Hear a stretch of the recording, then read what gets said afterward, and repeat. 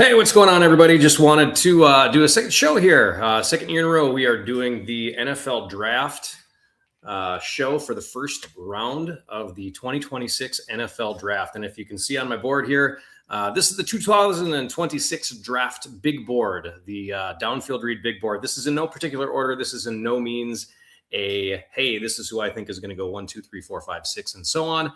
But this is rather a board of who I believe are the top 50 players in the NFL draft. And we'll be keeping track of this all night long as far as who's taken what players up here. And what I would love to do, because, it's not always fun to just listen to one guy all the time. We are going to open this up to basically everybody. So if there's a way that, you want to enter something in the comments, depending on where you are watching from or listening from, doing this live on YouTube, doing it live on Instagram, live on X. So from anywhere that you can find, to go ahead and shoot me a comment. What I would love to do is get some kind of banter going back and forth. I've asked a couple of my fellow friends to join me on the show, but of course they're doing their own stuff, and it was kind of like a tug of war of who's gonna go on whose show.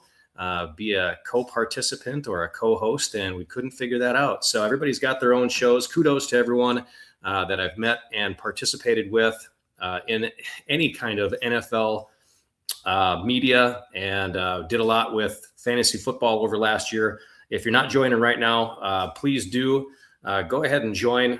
Follow me on Instagram, on X, on wherever you can. A lot of great people out there. Obviously, I'm a Baltimore Ravens fan from what you can see. Was in a league with Kevin Ostreicher, if you know who he is, does media with the Baltimore Ravens. That was really good stuff. He had a lot of great people in there. Patrick Pucci, if you're not following him, please do follow him, even though he's a Steelers fan. He's got an abundance of knowledge there. Was in a league with him last year with a lot of other people that also have a lot of knowledge about fantasy football. And then created our own league last year. It was called the Cognoscenti League. It was the inaugural season. Had a lot of great people in there, Ballers and Briefs, the Coach's Desk, Roll Tide Podcast, Fantasy Football Guys, Matthew Monty from there. Thank you very much. Fantasy Football Data. So there's a lot of great guys that were in that league as well. So if fantasy football is more your thing, please go ahead and join and follow any one of us, really, because we're all going to have kind of the same content.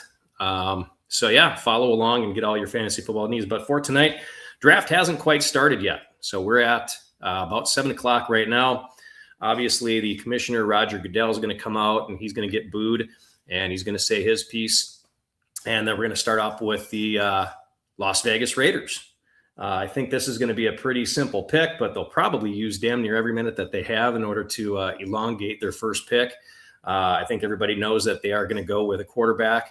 So we can get right into really the Las Vegas Raiders before the draft even starts. Now, Las Vegas Raiders, not the greatest season for them last year. And when you look at what they actually did, you've got offensively, they were just not a very good team. Yes, they're playing in a hard division. If you look at who their competition is, you have the Denver Broncos, who potentially, arguably, if Bo Nix doesn't go down, they get to the Super Bowl instead of the New England Patriots. Obviously, you've got the Kansas City Chiefs in there. The injury to quarterback Patrick Mahomes for Kansas City didn't help out a whole lot. You've got the Chargers, who are always in the competition there to get into the playoffs. And then you've got the Raiders. So really tough division for them. So as we're looking at this for the Las Vegas Raiders, with that first overall pick, they finished 3-14 last year.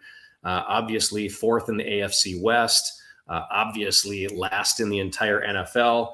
And what is the biggest thing that they probably need? Well, let's take a look at their offense. Total yards, they ranked 32nd last year. Rushing yards, they ranked 32nd last year.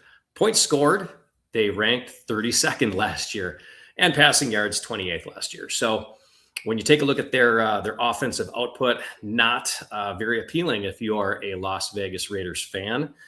Defensively, they were mediocre at best. Total yards allowed, they were 14th. Passing yards allowed, they were 14th. Rushing yards allowed, 17th. Points allowed, though, 25th. Gave up a boatload of points, and they were tied for 18th in sacks, for team sacks for their defense. So when we're looking at The Las Vegas Raiders, look at some of their key losses from last year. Obviously, they lost their starting quarterback, Geno. He ended up going to the New York Jets. They also lost Kenny Pickett. So both quarterbacks were gone. And then their offensive line, they lost Dylan Parham to the New York Jets as well. They lost Alex Kappa. He was just outright released. And then offensive tackle Joshua Miles retired. So on offense, they had those losses. Key additions, obviously the biggest thing for the Las Vegas Raiders, probably in the offseason, the biggest story for them in the offseason is Max Crosby and the almost trade to the Baltimore Ravens, and then the Ravens backed out of that one. But the key additions, I bring that up because they got the Baltimore Ravens center, Tyler Linderbaum, who's arguably one of the best centers in the NFL, if not the best. And they also did acquire quarterback Kirk Cousins. So as of right now, it looks like Kirk Cousins is kind of their starting quarterback. Not a long-term thing, and I'd love to be that guy's agent because he's got to be making a boatload of money. I don't understand what is in his contract that he keeps on getting re-signed to all these teams. He's got to be one of the wealthiest paid quarterbacks in the history of the NFL for all the different contracts that he signed. But other key additions on that offense, they've got offensive guard Spencer Burford, wide receiver Jalen Naylor from Minnesota, and then fullback / tight end Connor Hayward that they picked up from the Pittsburgh Steelers.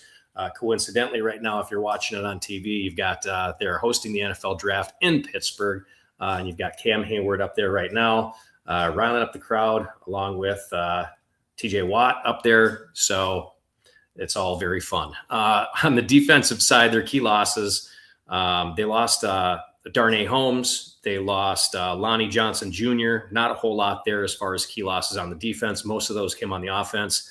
A couple of names I didn't mention on that offense were wide receiver Tyler Lockett, who's ending, he's getting toward the end of his career after leaving Seattle, and then running back Raheem Mostert as well.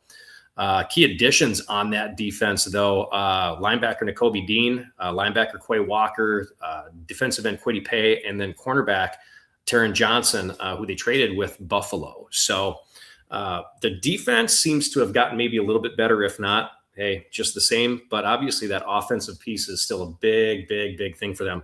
And if we're looking at my big board there, my biggest people that I've got on the board here, it's defense right away. I think the best couple of players in this draft, you've got linebacker Arvell Reese and then edge David Bailey. These guys are going to go pretty quick in the draft.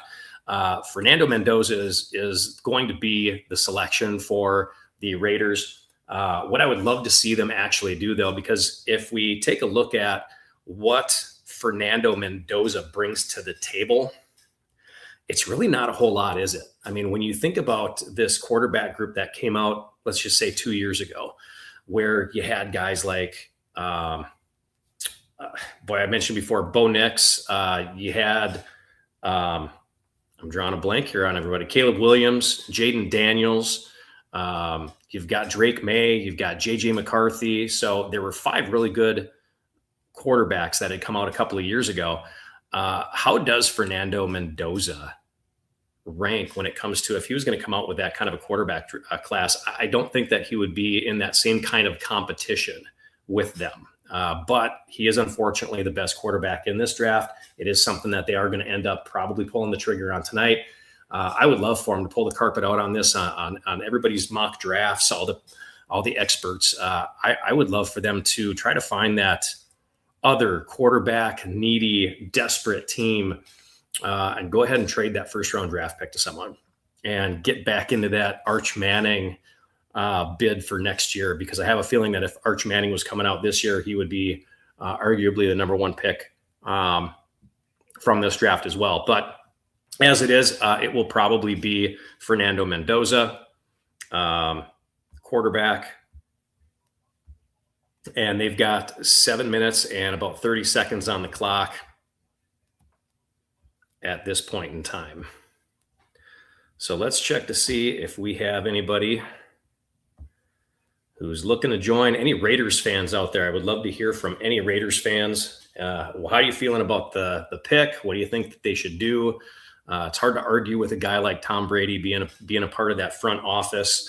If he says that Mendoza's good, who are we to argue with him? but that's going to be a work in progress. So you can kind of see what they did to try to get Mendoza the right pieces of the puzzle so he can come in and be successful right away. What's the first thing that they do if they're going out and they're getting Tyler Linderbaum? Again, one of the best centers in the NFL. You got to have that stability. Mendoza is 6'4". He's got these statistical attributes. He's a big kid. Indiana had a great year last year, in part due to him. He's got a quick release, pretty darn good accuracy. His pocket presence is solid as well. So not a terrible pick overall, but you're going to a Raiders organization that leaves a lot to be desired, obviously. And like I said before, they are playing in one of the toughest divisions in the NFL. Just taking a pick here, or a peek, and seeing who we've got. I got one individual said, I predict the Rams are getting a quarterback in this draft process. Ty Simpson or J.J. McCarthy going for a trade from the Rams to the Vikings. That is interesting. While we're talking about draft picks as a whole, let's take a look at who doesn't have a first-round draft pick this year. And there are a couple of teams, because you got 5 teams out there that actually do have 2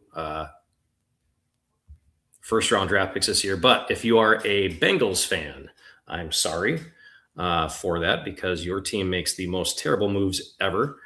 And then you've got Broncos do not have a first-round draft pick. The Colts do not have a first-round draft pick. The Falcons also do not. And then you got the Jaguars and the Packers. So you've actually got 6 teams out there do not have first-round draft picks.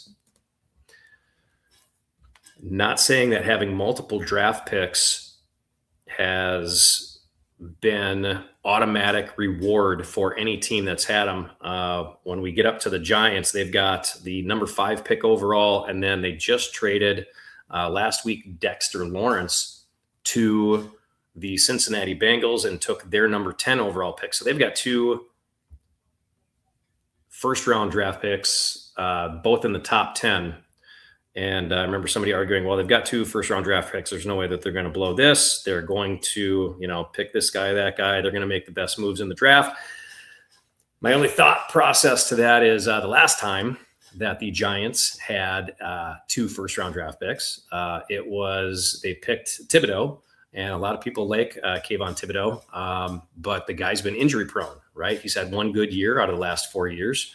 Kayvon Thibodeau was one of their first picks. And then I'm drawing a blank on his first name, but it was Neal, offensive lineman. And he is forgettable because in the last 4 years, he's only started maybe 22 or 23 games, something around that area. So not a great couple of first picks, especially when you're talking about who they passed up on. They passed up on guys like Garrett Wilson.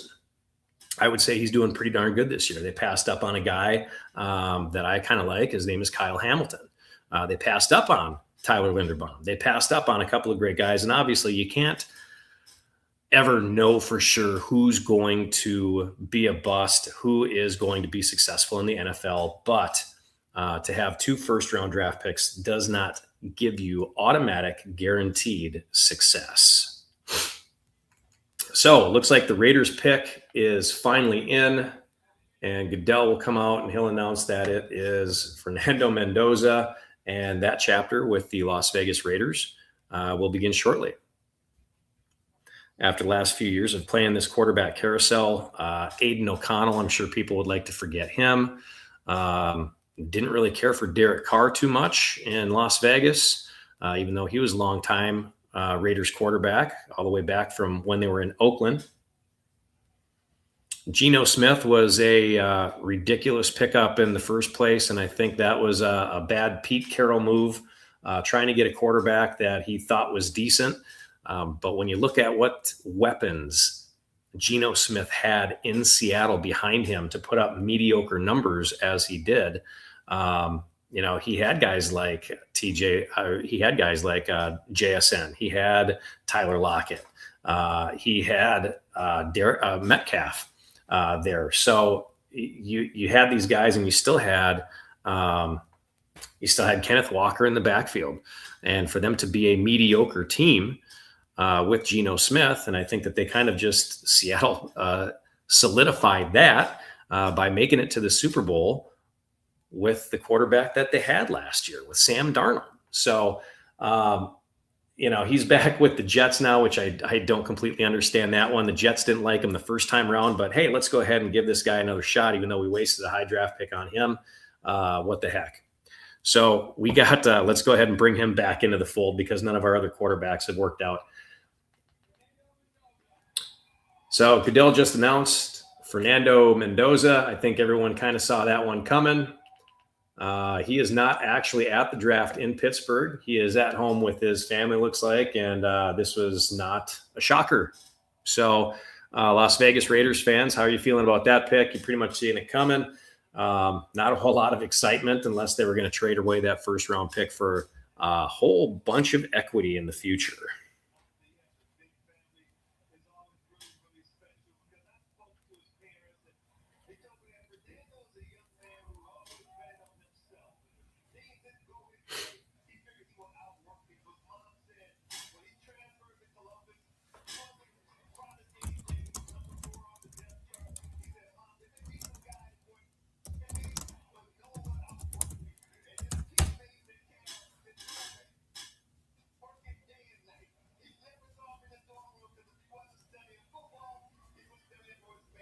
All right, Fernando Mendoza, my number 4 guy overall. It's not that he's a bad player, anything like that. I'm not saying that. I just don't know how good he is compared to. This is a relatively, I think a lot of pundits have said it as well. This is a relatively weak draft class overall. Not a lot of hype because there's not a lot of, outside of, a couple of guys like Fernando Mendoza. I'm interested to see where Jeremiah Love is going to go. I think that's another big one. Carnell Tate, these high fly-in offensive players, unless you absolutely need, some kind of guy in the trenches or an edge or a linebacker or something like that, which, hey, we do in Baltimore. We could go defense first. We could take a wide receiver. We could take a tight end. Just don't take a cornerback or a safety. Dear God, please don't do that. Because we don't need that in the first round.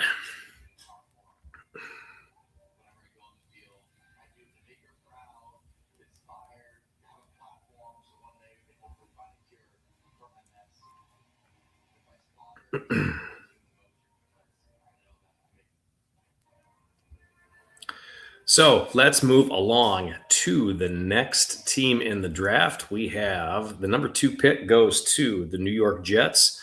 And the Jets are actually one of those teams that do have 2 picks here in the first round. Obviously, number 2 coming up, and then they've got number 16 overall as well.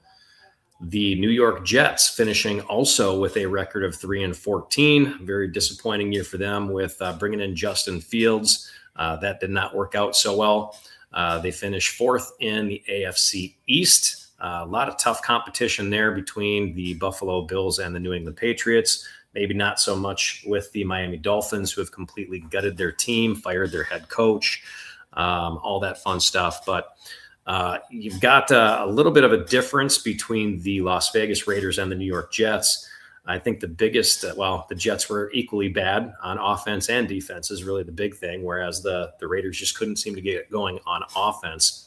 The New York Jets finished 32nd. If you're wondering, hey, the Raiders, they finished 32nd in total yards, rushing yards, and points scored. Who finished 32nd in passing yards? Well, that's the New York Jets. So they finished 32nd in passing yards, 29th in points scored, 29th in total yards, and 10th in rushing. So that's going to be interesting to see what they do with their running back situation with Breece Hall. So offensively, key additions that they've made in the offseason, like we mentioned before, they did pick up Geno Smith, and the only other real key addition that they had to the offensive line was Dylan Parham. So you've got those two as your key additions with a subpar offense. Key losses at this point, you've got Justin Fields, who we mentioned before. He was a one-year non-wonder in New York, and he went to Kansas City. They also lost Elijah Vera Tucker to New England and offensive guard John Simpson to Baltimore. Defensively, they were equally bad, though.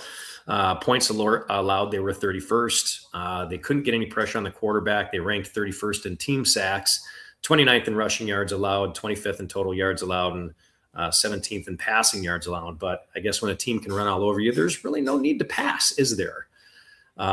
Key additions that they made to the defense, a lot more than what they did on the offensive side of the ball. They picked up safety Minkah Fitzpatrick, linebacker Demario Davis, edge Joseph Asai, defensive tackle David Oyamata, cornerback Nashawn Wright, defensive tackle Devondre Sweat in a trade with Tennessee, and defensive linebacker Kingsley Enagbari, and safety Dane Belton.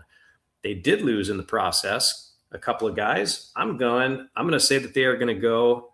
The pick is in right now. Let's see who they've got. I'm going to go with Avril Reese.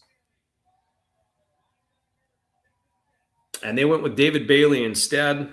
So David Bailey, we knew that they were going to go defense. David Bailey was my number 2 guy on the big board here. And they needed him because, as I was mentioning before, their key losses on defense, linebacker Quincy Williams, he ended up going to the Cleveland Browns. They traded Sauce Gardner to the Colts. Defensive tackle Quinnen Williams is gone. Defensive end Jermaine Johnson went to Tennessee. So they've got a lot of big holes on that defense, and they just picked up a great edge rusher from Texas Tech.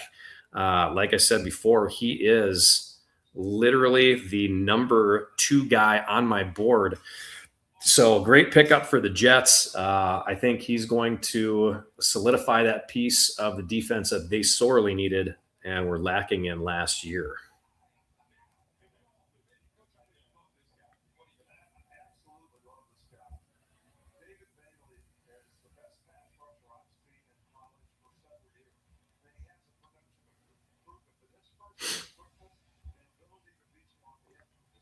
David Bailey also put up the second highest combine score of anyone in the combine this year with a 6.78 overall score. Next Gen Stats ranks him, probably in the top 5 here with a score of 86.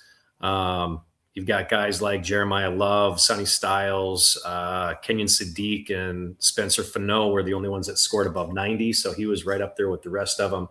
But David Bailey should fit in just great, going from Texas Tech now to the New York Jets. And we've got the Arizona Cardinals are now on the clock. So let's get into the Cardinals. And Cardinals finished with another team that finished with a 3-14 record. They were 4th in the NFC West and obviously last in the entire NFC. This is a team that continues to struggle year in and year out. They've got a tough division as well. Obviously, being in the same division with the Super Bowl champs, Seattle Seahawks, they've got to battle with the 49ers. They got to battle with the Rams. That's just a tough division overall. Their defense was probably worse overall than their offense. They finished 29th in points allowed. They were tied for 28th overall in team sacks, 27th in total yards allowed, 25th and 24th in rushing yards and passing yards, respectively. Their key additions, the only things that they did for their defense in the offseason was they got safety Andrew Wingard, and linebacker Jack Gibbons, and then D-tackle Andrew Billings. But they lost more than what they actually picked up. They lost defensive lineman Dalvin Tomlinson to the Chargers, linebacker Akeem Davis Gaithers to Indiana, defensive lineman Bilal Nichols, and safety Jalen Thompson to Dallas. So they are also lacking in defense. I wouldn't be surprised if they're going to pick up a defensive player here as well and kind of stick it out with their current quarterback there, Jacoby Brissett.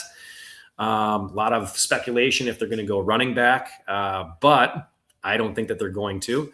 Their key additions this year, and here's why. Key additions, Tyler Algier. And if you remember when Tyler Algier was in Atlanta before Bijan Robinson got there. He was a rookie the year before they drafted Bijan. He had a great year. And then if you've been watching him split time with Bijan Robinson, he's been doing a great job. So I think this was a great pickup for them.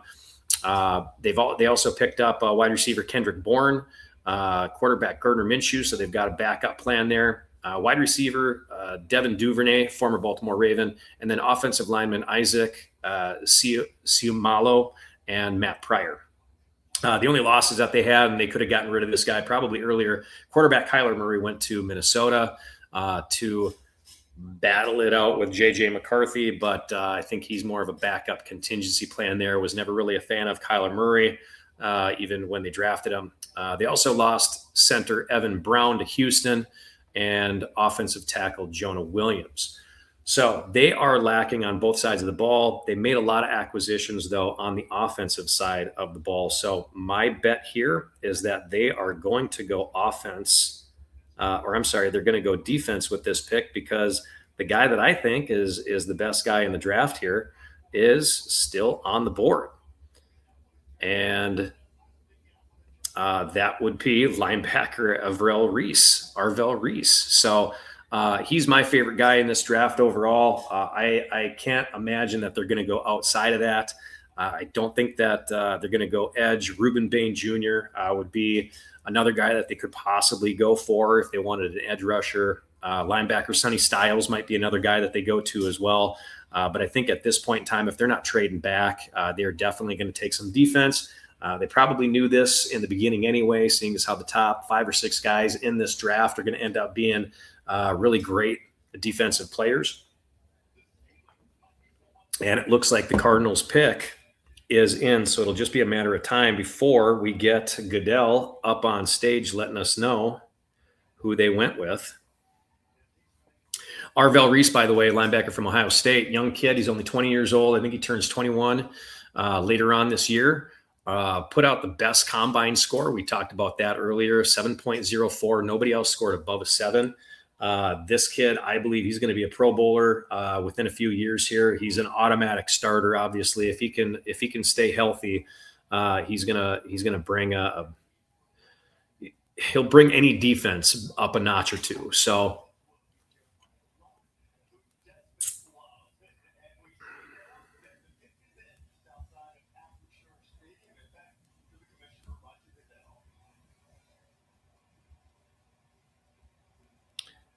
and the commissioner is making his way up to the stand. This is the only pick for the Cardinals tonight, unless they decide to come back in late in the first round, which they very well could if they wanted to grab somebody like Ty Simpson. Oh, wow. And they did something I did not think they were going to do. This is actually kind of crazy. They went Jeremiah Love, and they crowded their backfield.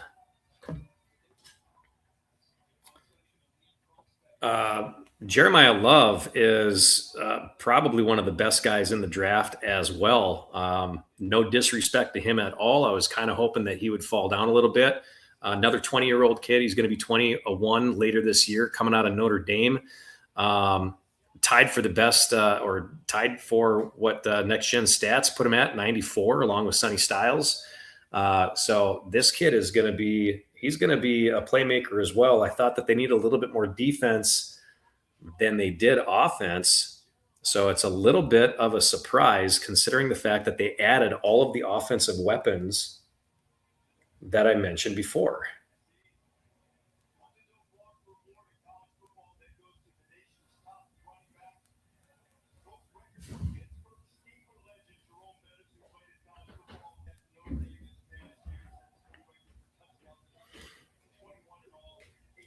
So now we're looking at Jeremiah Love, Tyler Algier, James Conner, Trey Benson, Bam Knight. If you recall, some of these guys in fantasy football, they were guys that you're picking up in the waiver wires due to injuries. James Conner, obviously, he's getting up there. He might be on his last leg. He might even be on his way out now. He's probably going to go on the trading block, or maybe he gets cut later on. I don't see them even remotely keeping James Conner at this point when you've got Tyler Algier and Jeremiah Love. That doesn't make any sense to me at all. But yeah, this is kind of a surprise pick. Jeremiah Love's a great running back, but I don't think it was as much a necessity as it was for their defensive side of the ball. That is something else. But we are not going to drag on too long with this one. We've got another pick coming up, and that is with the Tennessee Titans. They've got 4 minutes on the clock. Tennessee Titans finished last year also as a 3-4 team. The last of the 3 and 4 teams, they finished 4th in the AFC South. Bad on offense, rookie quarterback. They finished 30th in rushing yards, passing yards, and points, and they finished 31st in total yards offensively. Defensively, they weren't much better. Points allowed, they were 28th. Passing yards allowed, they were 23rd. Total yards allowed, 21st. 15th in rushing yards allowed, and then 12th overall in team sacks. Did make a lot of changes in the offseason, though. Some teams barely did anything this year. The Tennessee Titans went through a lot of big changes, starting with their key additions on offense. They added 2 quarterbacks, Mitch Trubisky and Hendon Hooker. If you remember Hendon Hooker, he was drafted injured by the Detroit Lions. Nothing really ever panned out. I think that was more of a kind of a wait and see with him. But they added 2 quarterbacks. They added Michael Carter, a running back. They added Wan'Dale Robinson and tight end Daniel Bellinger, both from the New York Giants, wide receiver Wan'Dale Robinson. And then they also got offensive guard Cordell Volson. So their key losses on the offensive side of the ball, give and take. You lose a guard, you get a guard. They lost Kevin Zeitler, who's getting up there in age. They lost Lloyd Cushenberry to the Bills. Tight end Chig Okonkwo went to Washington, as did wide receiver Van Jefferson. Overall, I think they kind of upgraded those 2 positions. I did like Chig, but I think Daniel Bellinger is kind of a lateral move there. But Wan'Dale, I think he's a great wide receiver, and he'll do really great in Tennessee. As far as the defensive side of the ball, their key additions, defensive lineman John Franklin Myers from Denver, a couple of cornerbacks, and Alontae Taylor from New Orleans, and Cordell Flott from the Giants. And then they picked up 3 defensive ends. Jermaine Johnson in a trade with the New York Jets. They picked up defensive end Jacob Martin, and then defensive end Malik Herring. Key losses for them on defense, not as many. They lost defensive lineman Sebastian Joseph Day to Pittsburgh.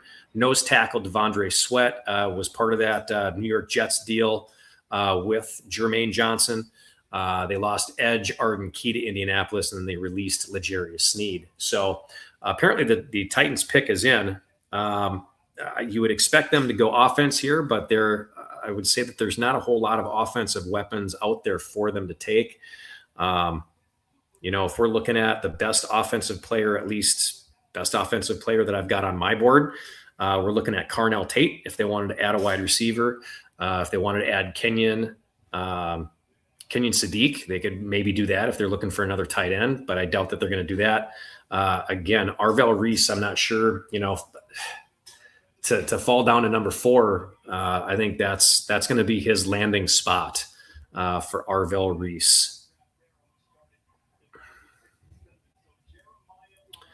Linebacker from Ohio State. That is going to be my pick right there. And I'm glad I didn't do many draft boards here or enter any contests, because I would have been out at this point. Outside of pick number 1, I might have had, but after that, it's been a complete crapshoot.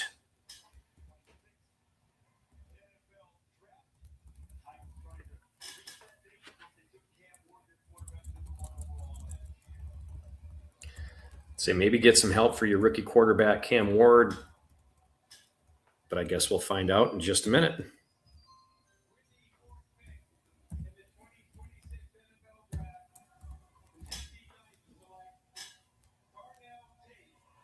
Wow. Yep. Okay. So I was right. Carnell Tate from Ohio State. They didn't go with Arvell Reese. I'm sure he'll be selected shortly, but Carnell Tate is the guy that they went with here with the number 4 overall pick. Get that offense going a little bit more for Cam Ward. You can't have too many excuses if you're going to build around this kid. He's got to step up his game as well. Carnell Tate, though, going number 4 to the Tennessee Titans. And that is a pretty solid pick. Like I mentioned before, finishing 30th and 31st in all, team statistical categories. That's probably something that they needed to focus on immediately. Making a lot of moves on that offensive side of the ball. Wan'Dale Robinson, I think that's going to be a great pairing with Carnell Tate. So offense should be improved just based off of that.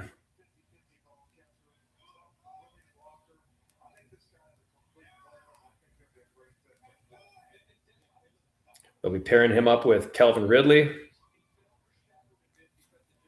Not bad. That's pretty tight 3 wide receivers in there. All right, let's go to a team that's probably my most hated team, picking fifth this year in the draft. And they also have the number 10 pick in the draft, the New York Stinking Giants. They finished 4-13 last year, fourth in the NFC East. They weren't even really that fun to watch unless you like watching running backs get concussions and having CTE problems and, you know, watching them try to figure out their organization. Their GM, I think, is doesn't have a clue on what he's doing. We kind of mentioned before the picks that they've had in the past haven't done a real great job drafting in previous years. Haven't done a real great job in getting new head coaches either. John Harbaugh, you're going to see him with his either his arms in the air, arms on his hips, and wondering what the heck is going on with his team after he blows a 14-point lead in the fourth quarter. They've poached the Baltimore Ravens this year in the offseason by grabbing tight end Isaiah Likely, fullback Patrick Ricard, punter Jordan Stout, safety Ardarius Washington, offensive guard Daniel Fa'alele. Thank you for taking him, by the way. He was complete garbage. Outside of that, they also picked up wide receiver Darnell Mooney, linebacker Tremaine Edmonds, and cornerback Rick Newsome. Key losses for them, we mentioned Wan'Dale Robinson just a second ago going to Tennessee, and tight end Daniel Bellinger, who also went to Tennessee. Their key losses on defense, Cordell Flott went to Tennessee as well. Defensive back Anthony Johnson, linebacker Bobby Okereke was released, and then defensive tackle we mentioned before, Dexter Lawrence, was traded to Cincinnati so that they could get that number 10 pick. Defensively, they were kind of a mess, but they were in a tough division as well. I hate to keep using that as an excuse, but you've got the Philadelphia Eagles, the Dallas Cowboys, Washington Commanders in there. They finished 28th in total yards allowed on defense, so they were just getting beat by everybody. Points allowed, they were 26th. Rushing yards allowed was 31st. And they weren't getting to the quarterback nearly as often as they needed to, even with sexy Dexy Lawrence in there. On the offensive side of the ball, you would think they'd be looking for a wide receiver. If they're going to go offense here, passing yards, they were 21st. Points, they were 17th. Total yards, they were 13th. Rushing yards, they were 5th. So obviously they had a pretty decent thing going on the ground. They were running the ball really well. But that was about it. So if I had to take a guess on what the Giants are going to end up doing with this pick at number 5, boy, again, I think there's enough wide receivers later on in the draft that you could probably target them at number 10 since they do have the number 10 pick. You could look for a guy, like Mekhi Lemon or like Casey Concepcion or Jordan Tyson. I'm not really sold on Jordan Tyson due to the injury. They just got Isaiah Likely, so they're not going to go after Kenyon Sadiq.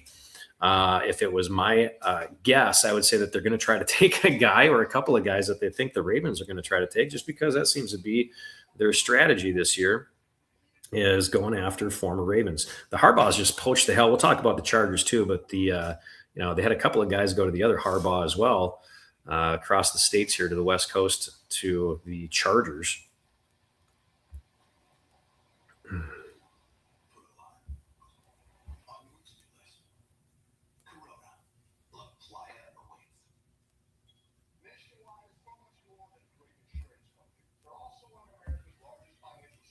Apparently they are on the clock, but we have gone to a commercial, so they're going to hold us in suspense for just a little bit longer.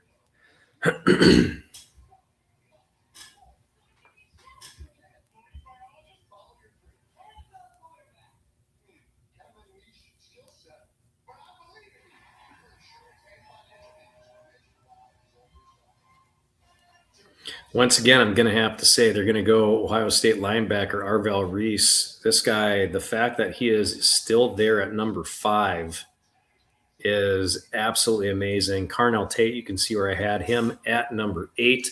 But when you've got a need for a certain position, you're going to have to reach for it a little bit. There's nothing wrong with that. Some teams will just take best player on the board. Sometimes you don't need that best player on the board.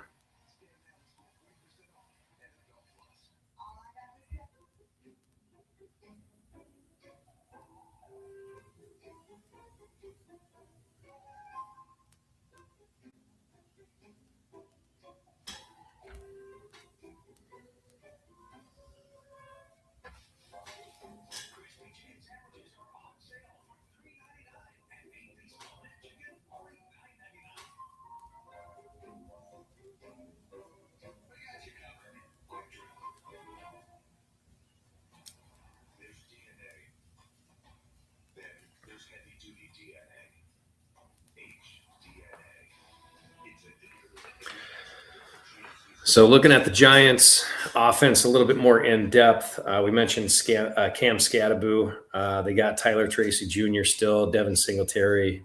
They've got some pretty decent above average running backs. Malik Neighbors should be coming back off of his injury. No Wan'Dale Robinson, but they got Darius Slayton, Darnell Mooney that they got from the Atlanta Falcons. And then obviously Isaiah Likely and Patrick Ricard. They're going to probably go heavy run offense next year as well, knowing how Harbaugh likes to offensive scheme. If anything, they could use a little bit of help on that defensive side of the ball. Still rumors out there about Kayvon Thibodeau being traded. That's always something that could happen still. I think it's a little less likely with the trade of Dexter Lawrence, though. They can't be getting rid of all their guys.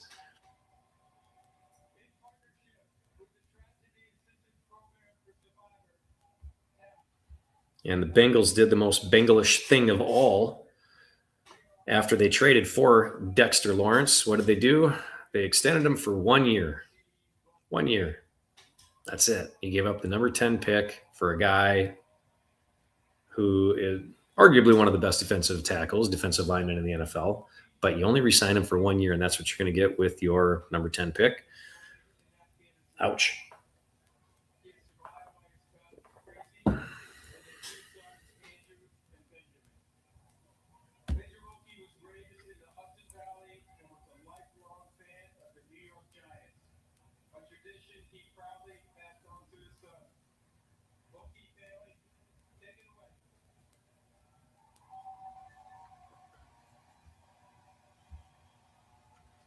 If you have any questions or any comments that you want to make about your team, if we do have any Giants fans out there, the pick is in. And they are going linebacker Arvell Reese.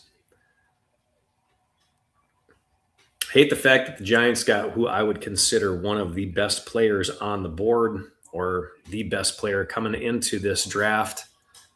Next Gen Stats had him at an 84. All-American from the Ohio State Buckeyes.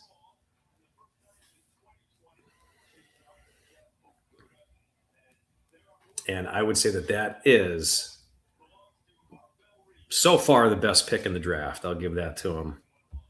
Man, the Giants are really bugging me. But again, if you are a Commanders fan, Cowboys fan, Eagles fan, you're watching your team against the New York Giants, and the Giants build up a big lead. Maybe they're up by 14, 21, no matter what it is. Don't worry.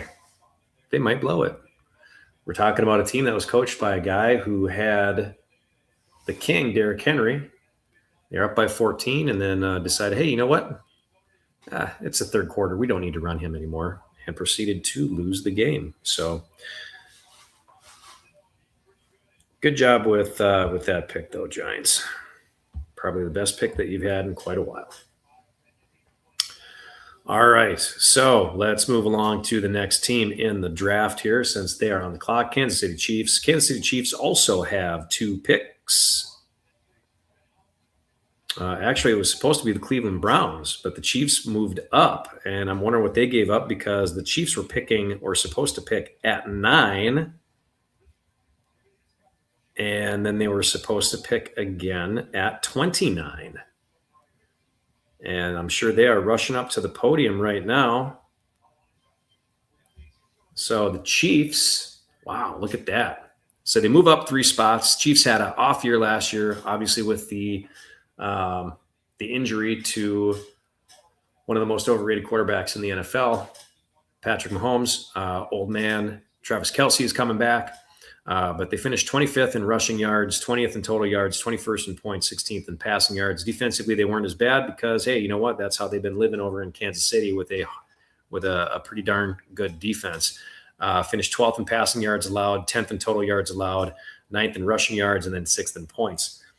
Key departures for the Kansas City Chiefs last year, quarterback Gardner Minshew. But then they acquired quarterback Justin Fields. So I'm not sure if that's a lateral move or not. You got a little bit more age and time to work with a guy like Justin Fields. They lost Isaiah Pacheco to Detroit, but they picked up Kenneth Walker III from Seattle. They lost Hollywood Brown to Philadelphia, but they picked up Nico Remigio. And then they also picked up running back Amari DiMercato from Arizona, if you remember that name as well. So they're just going through a running back carousel over there. But they lost Juwan Taylor, or I should say they lost him. They released him. But you know what? Juwan Taylor, knowing him, he probably moved early. Yeah, he probably did. Key losses to the defense. Cornerback Trent McDuffie was traded to the Rams. Safety Brian Cook went to Cincinnati. Cornerback Jalen Watson went to the Rams. Linebacker Leon Chenal went to Washington. And then Charles Omenihu and defensive end Mike Dana are both off the team as well. Additions to that defense, just 3 guys. Defensive tackle Karis Tonga. Safety Alohi Gilman from Baltimore, and cornerback Kaiir Elam. So what are they going to go for? I'm guessing that Kansas City, they moved up for some dang reason. And let's see. I'm going to go cornerback, probably Mansour Delane. He would be somebody worth moving up for. Linebacker Sonny Styles is another guy that I could see that they are moving up for. So that is an interesting move from them. Next best guy on my board, you've got Ruben Bain. I think a lot of people are moving away from him. There was some talk about he didn't have the right arm length.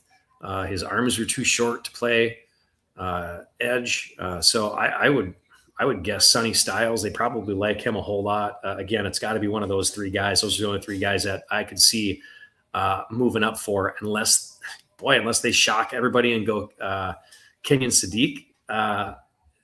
I think that might be a move that they could do, just knowing the age of Travis Kelce, and they want to keep that tight end weapon. That would be interesting. But their pick is in, so let's see who they're going with.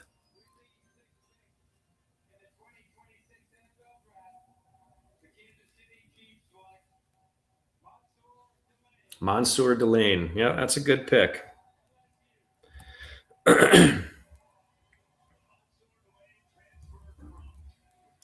Third highest combine score this year with a 6.77. Not the best next gen stats, though, at a 77, which is pretty average, meaning that he'll be a good starter within maybe a year or 2. But you can kind of understand what the Kansas City Chiefs are doing after they traded Trent McDuffie. That's a big loss. And then again, Jalen Watson as well. So they want to keep that defense stout, and he is definitely a good guy to end up doing it with that number 6 pick.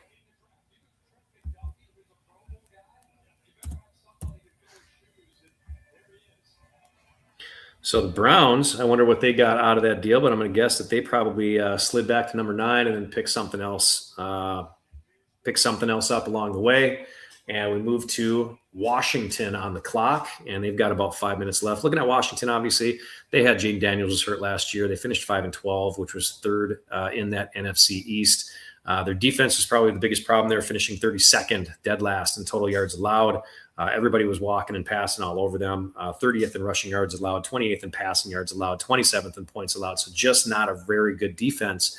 And they kind of went out there and they got a lot of people. So they went out, their key additions on defense, linebacker Leon Chenal, who we just talked about, leaving the Chiefs. Defensive end Odafe Owe, who was with the San Diego Chargers after being traded there by the Baltimore Ravens, and he was having one of his best years. Also defensive end Clavion Chason, and defensive end Charles Omenihu. Cornerback Amik Robinson, and safety Nick Cross. They didn't lose too many people. They just lost a couple of defensive backs, cornerback Marshawn Lattimore, cornerback Jonathan Jones, who went to Philadelphia, and then linebacker Bobby Wagner, who's getting up there in age. So they added a few more people. I'm going to guess they're probably going to go defense again in this draft.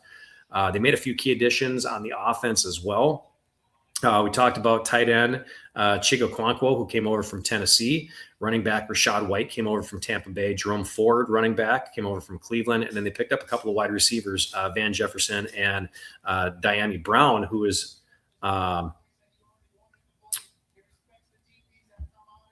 So key losses that they had, center Tyler Biadasz, he went to the San Diego Chargers, or LA Chargers now. Sorry. Wide receiver Deebo Samuels, who's still a free agent. Running back Chris Rodriguez Jr., running back Austin Eckler. But they picked up a couple of running backs. So you lose 2, you gain 2. They gained Chig Okonkwo. I think they're done with Zach Ertz. And then, so they basically made up for what they lost in acquisitions there. Commanders on the board at this point, and we are looking at, my best guy on the board is Rueben Bain Jr. Second best, Sonny Styles. I think that's kind of a 1-2. Otherwise, if they wanted to get, they picked up Chig, so I can't imagine that they're going to go with Sadiq. Or is it going to be the first offensive lineman on the move? Could it be Kenyon Fano?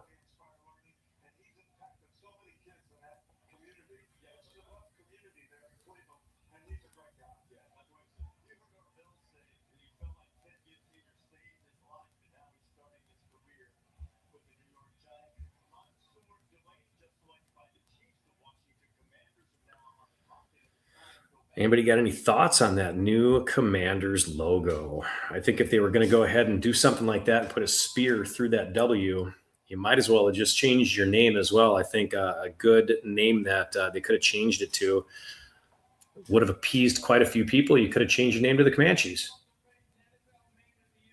I mean, that would have been a great name. Use that spear logo. Maybe you appease the Native American group.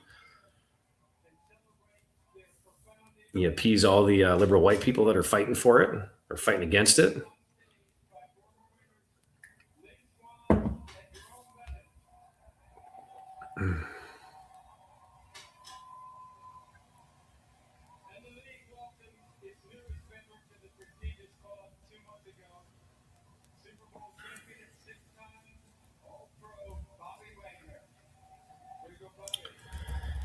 So number 7 on the clock, if we're going down, even by the combine scores, we're looking at Rueben Bain, Sonny Styles, Francis Mauigoa, offensive tackle from Miami. Could be Caleb Down if they're looking at a safety. But that pick is in, so let's take a listen. Sonny Styles. Sonny Styles, another Ohio State kid off the board following Carnell Tate and Arvell Reese. Carnell Tate going at 4, Arvell Reese going at 5, Sonny Styles going at 7. How did they not win the national championship last year? Sonny Styles tied for first with Next Gen Stats. Him and Jeremiah Love had the highest ranking in there, followed by Kenyon Sadiq, and then offensive lineman Spencer Fano.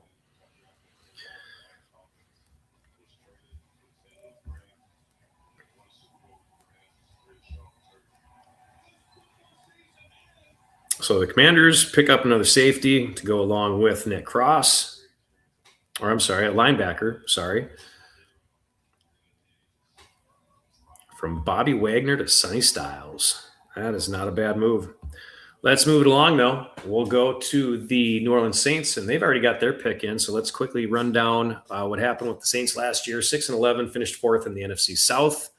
Kind of an abysmal offensive line there. A quarterback who nobody really thought was going to play in the NFL at one point in time. Rushing yards, they finished 28th. Points, they finished 28th in the league. Total yards, 23rd. Passing yards, 13th.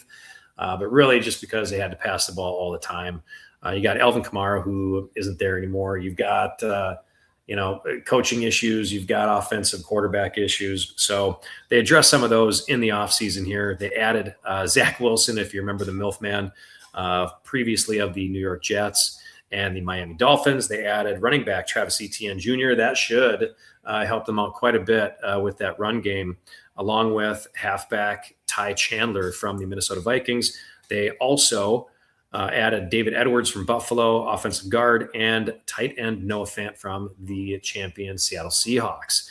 Their only losses on that offensive side of the ball were tight end Foster Moreau, who went to Houston, center Luke Fortner, who went to Carolina, and quarterback Taysom Hill, who I believe is still that switchblade player, that tight end / quarterback / running back. I believe he's still a free agent, but they probably will not re-sign Taysom Hill at this point. Defensively, not a whole lot of moves being made. Key additions are linebacker Caden Ellis from Atlanta and defensive tackle Johnny Ridgeway III from Washington. Key losses: linebacker Demario Davis went to the Jets. Cornerback Alontae Taylor went to Tennessee. We mentioned him before. And then defensive end Cam Jordan, who is still out in free agent land. He could be signed by somebody else, but he is just kind of out there. I think we had the same situation with Cam Jordan last year, too. He's getting up there in age. They're not sure what they want to pay him, bring him back, all that fun stuff. But for the Saints, I would say that they, too, should be probably focusing on offense at this point, just seeing as how their offense sputtered last year. And if we're taking a look at our big board, best offensive player that I've got on the board at this point is going to be Kenyon Sadiq, which you never know. A young quarterback who needs an out might do very well with a high-profile tight end like him. And since he's coming up on the board here, I guess in the NFL as a whole, you look at tight ends that are drafted early, usually not very much longevity in there outside of, I know we had Brock Bowers 2 years ago.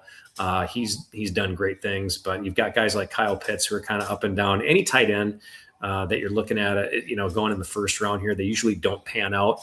I remember even a few years ago when the Ravens, they drafted Hayden Hurst in the first round, and then they picked up Mark Andrews in the third.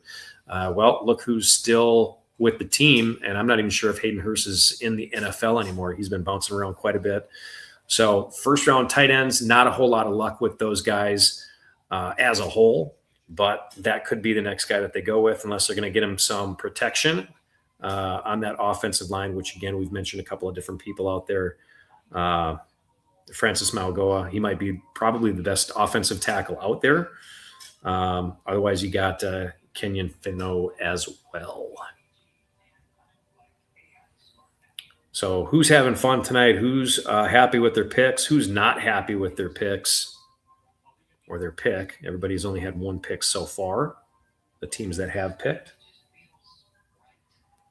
When the Giants are coming up on 10, they'll be the first team to actually get multiple picks. Unless Kansas City didn't actually trade their number 9, maybe the Browns took a little bit less for that.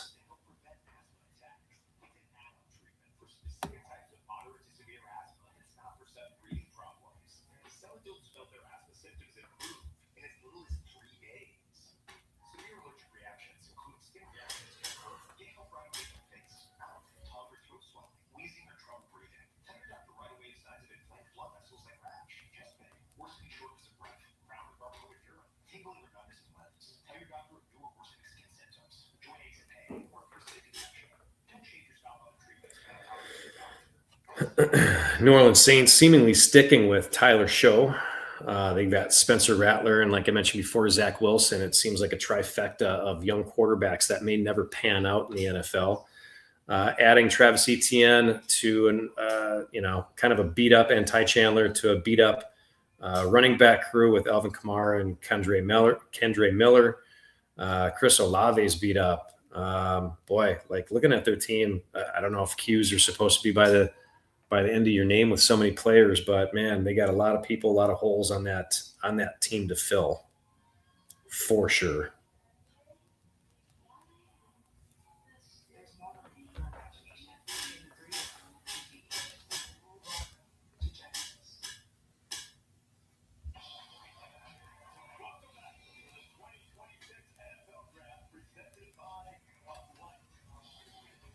Hopefully I am not ignoring anyone here.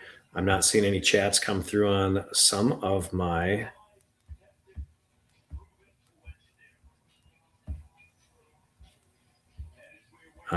streams here, so I apologize if I'm not getting to you. It's not intentional.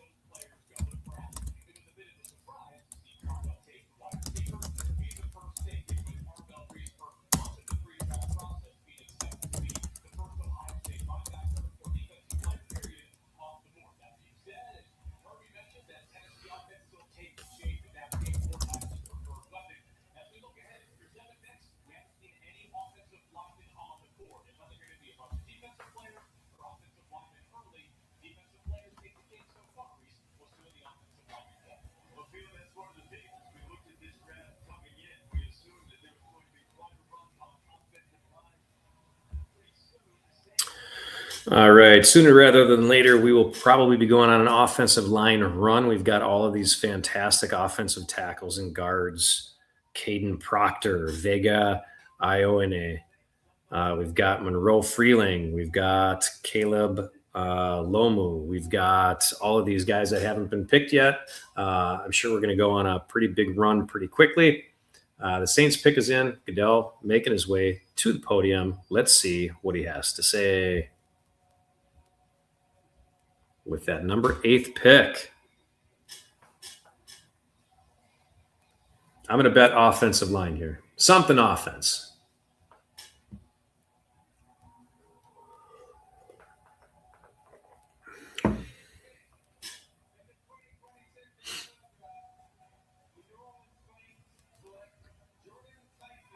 Jordan Tyson going wide receiver.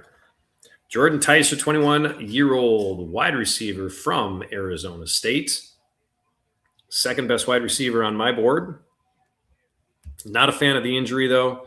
If you've seen recent videos of him juking around and stuff, I don't like the way that he plays. His feet are not underneath him.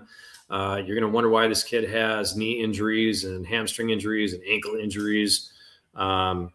It's a little bit too much for me. He's not a great run blocker. He's not a great pass blocker for his other teammates. I'm just not. I think he's probably one of the most disappointing players that I've seen go high so far. So New Orleans Saints, Jordan Tyson, I had him below Mekhi Lemon. Even I had him at number 13th. So. Jordan Tyson, not a fan, but there he is. Maybe he'll prove me wrong. Hope so. I don't mean to disrespect anybody, but hey, got to have your opinions, right? So as we expected, the number 9 pick that the Kansas City Chiefs had previously has gone to the Browns. So they will be up right now with that number 9 pick.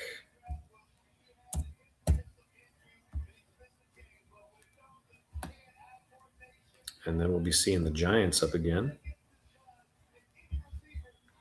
I'm wondering what else the Browns got in that trade. Still haven't seen what the details are, but they also have the number 24 pick in this draft, if nothing else has really changed. Browns finished 5-12 last year. That's good enough for 4th in the AFC North, behind the Steelers, Ravens, Bengals. And their offense was the bane of their existence. I hope they don't go with bane. Go with some offense there, Cleveland, because you need it. They finished 31st in passing yards, 31st in points, 30th in total yards, 27th in rushing yards. So Shooter, Sanders, and the rotating other quarterbacks that they had out there. I think when they started training camp, they had 5 or 6 different quarterbacks that were trying to vie for this one spot. They're just not very good. So you're back to the drawing board. I don't think Deshaun Watson is going to be anything. He hasn't been anything over the last few years. I think you can pretty much put a line through his name. He should be done soon. Browns would be one of those teams where I could see them making a play for a quarterback later on as well. Key additions to the team on the offensive side of the ball: tackle Titus Howard with a trade that they made with the Houston Texans. Guard Zion Johnson came over from the LA Chargers. Offensive lineman Elgin Jenkins from the Green Bay Packers. Tight end Jack Stoll from New Orleans. And wide receiver Tylan Wallace from Baltimore. I was sad to see him go. We actually kind of met him in Arizona when we went down there a couple of years ago. Great guy, great team member. Hard worker. Love Tylan Wallace. Love the attitude. Great guy. Key losses, though, for the Cleveland Browns here. You've got quite a few. Running back Jerome Ford went to Washington. Offensive lineman Wyatt Teller went to Houston. Offensive tackle Cornelius Lucas. Center Ethan Posick. Guard Joel Bottanio. Offensive tackle Jack Conklin. Tight end David Njoku. Hopefully he comes to Baltimore. That would be great. So a lot of key losses on that offensive side of the ball. So I would assume that they're gonna go offensive line here with their first pick. Key additions to their defense: linebacker Quincy Williams from the Jets, defensive end AJ Epinesa from the Buffalo Bills, defensive tackle Kalia Davis from San Fran, And they only lost linebacker Devin Bush Jr. He went to Chicago, and then defensive end Cameron Thomas went to Atlanta. Defense not that bad. Obviously, you got Myles Garrett on that other side of the ball, so how bad could it be? They were 16th in rushing yards allowed, 14th in points allowed, but they were 4th in total yards allowed, 3rd in passing yards allowed, and 3rd in sacks, team sacks overall. So defense is not going to be a problem for the Cleveland Browns. They are probably going to go offense, and I would expect that they're going to go offensive line because all of the offensive linemen are there. And they need some help. They need quarterback help. They need all that kind of help. That's the Cleveland Browns, for Pete's sake. So what I can say about this pick, Jordan Tyson, there was a lot of talk about him falling number 14 for the Ravens. Didn't like that idea at all. He put up some decent receptions, good yards, just not a fan of the lack of physicalness. I don't think that works on some teams. I don't think it works in some conferences. And obviously when you're talking about a conference that has defenses like the Cleveland Browns and the Pittsburgh Steelers, that's just not going to be something that works out for you. So the pick is in, though, right now. My bet is offensive lineman. I'm going to go with my best offensive lineman on the board. Kenyon Fano.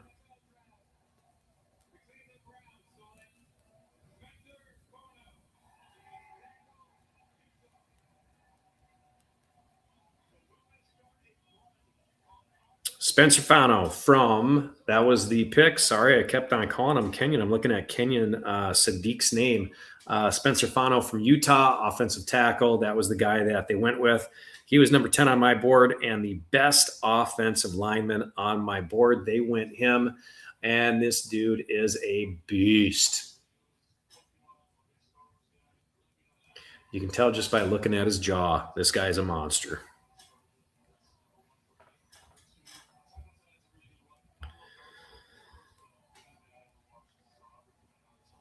As I mentioned before with Spencer Fano, 91 on the next gen stats. That was good enough for 4th overall. So, you're taking all of these,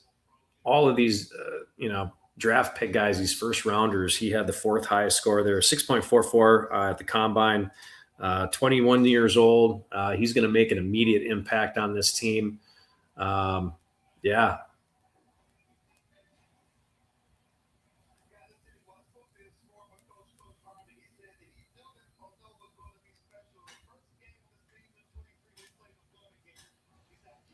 So the Giants are back on the board again. We already kind of reiterated what they were looking for, or what they did the first time around.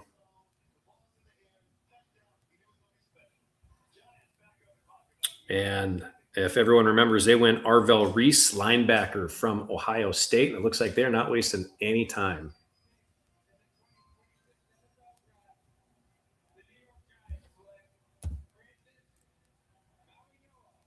And they went, I told you there was going to be a run. Francis Mauigoa, offensive tackle from Miami, 6.48 on the combine, which was good enough for somewhere around 8th. Tied with Sonny Styles. But he goes at number 10, offensive tackle. Protect your young quarterback, Jackson Dart. So you got Hawaiian, American Samoan, all these big dudes pushing people around.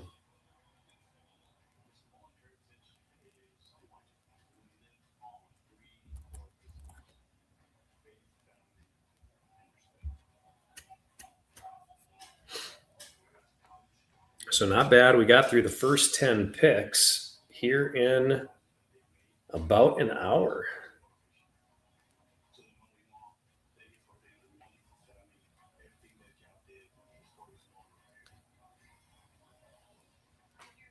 And we look at the offensive line for the New York Giants. They've got John Michael Schmidt Jr. I believe he was a guy that, yes, he was a Minnesota Golden Gopher. They drafted him a few years ago. Looks like Daniel Fa'alele, we mentioned him before, at right guard. I don't know if he's actually going to play there or not. But their current tackles, they've got Andrew Thomas at their left tackle position, and then Jermaine Illuminor, and he's getting up there in age, 31 years old. Not a whole lot of depth behind these two guys. I have no doubt that when they pick this guy here, he'll probably be starting in one of those positions very shortly. afterwards. So you've got the Giants have picked twice. You've got the Commanders have picked. Now we're going to hear from the Dallas Cowboys. And it looks like the Dallas Cowboys moved up to 11. They made a trade with the Miami Dolphins because they were supposed to pick next. So the Cowboys are fearing that apparently they're fearing that the Dolphins are going to pick the guy that they want. I can't imagine what they would have given up for one pick, but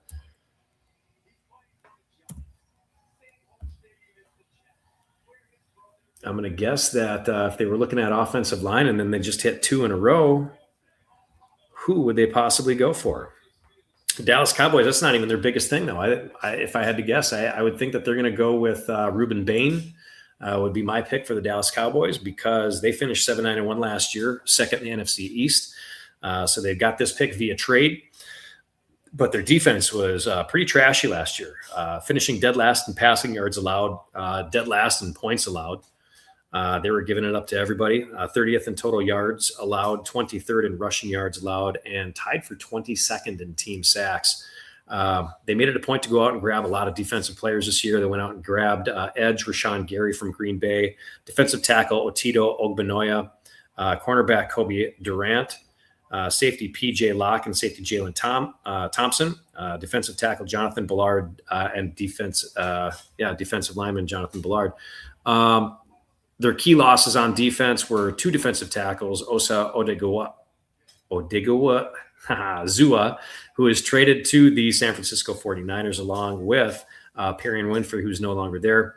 Solomon Thomas was traded to Tennessee, and linebacker Logan Wilson is no longer there as well. Not too many changes on the offensive side of the ball. Not that they needed to make a whole lot. Their offense was pretty in tune.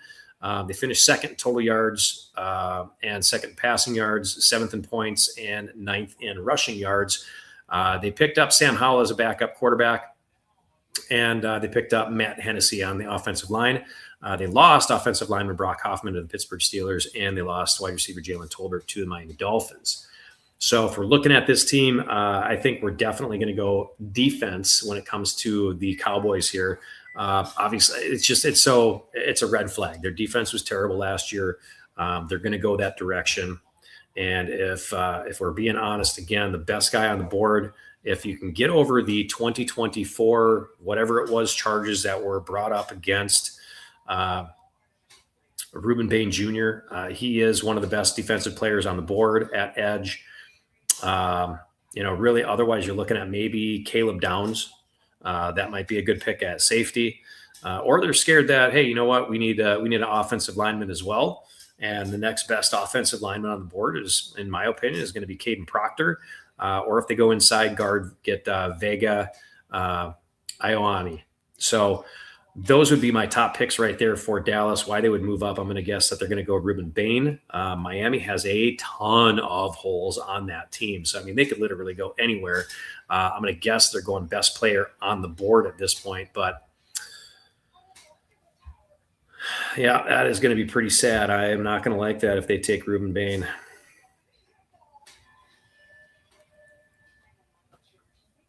Can't imagine that they're going to go tight end.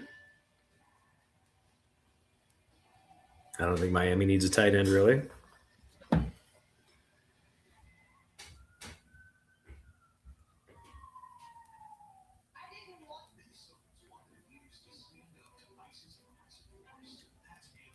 Still got Jake Ferguson, so that wouldn't make much sense.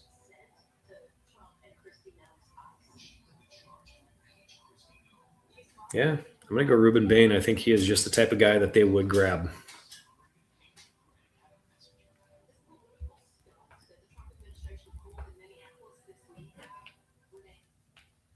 Ruben Bain finished 7th in the combine score, and from there it was a giant drop off. After that, you've got Arvell Reese, who finished at a 7.04. You've got David Bailey, who finished at 6.78. Mansour Delane 6.77. Jeremiah Love 6.73, along with Fernando Mendoza with a 6.73. Carnell Tate 6.71. Ruben Bain 6.70, and then it drops off.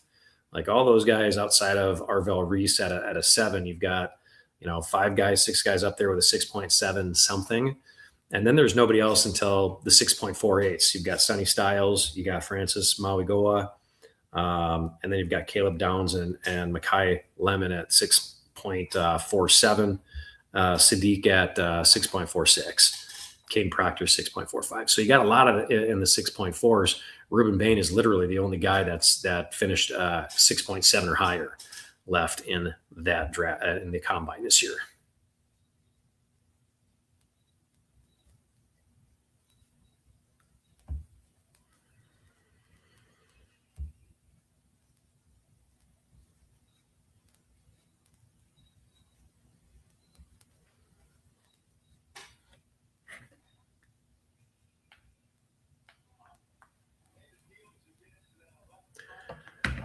Jerry Jones in his Dallas Cowboys draft room here.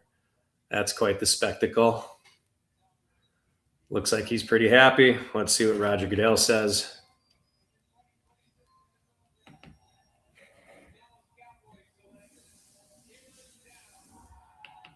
And they did go safety. They went Caleb Downs from Ohio State. So what is this, the fourth Ohio State player that we've seen tonight? Thank you, Dallas. I appreciate that, Dallas. Love the fact that you guys went Caleb Downs, 21-year-old. Mentioned him just a minute ago. 6.47 at the combine and an 86 next-gen stat score, which was right up there with David Bailey, Jordan Tyson, Eli Stowers, who we haven't mentioned yet, and Bryce Lane, wide receiver from North Dakota State. Those guys won't get drafted tonight, though. But 86 score, that's not bad.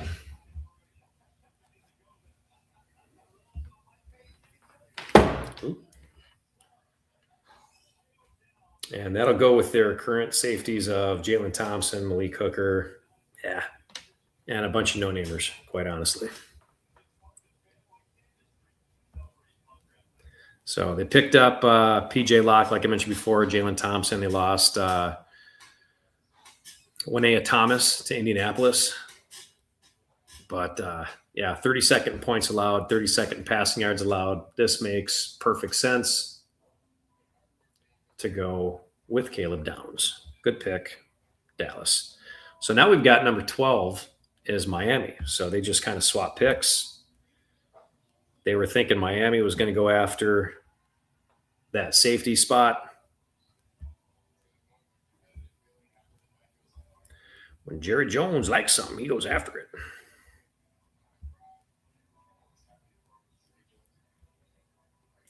So number 12, Miami, they could do just about anything here. Literally just about anything.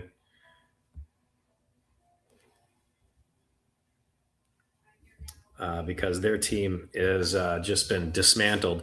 Looking at the Dolphins, they finished 7-10 last year, third in the AFC East. Offense was just as bad as their defense was offensively. They ranked 26th in total yards, 25th in both passing yards and points scored, and 13th in rushing yards.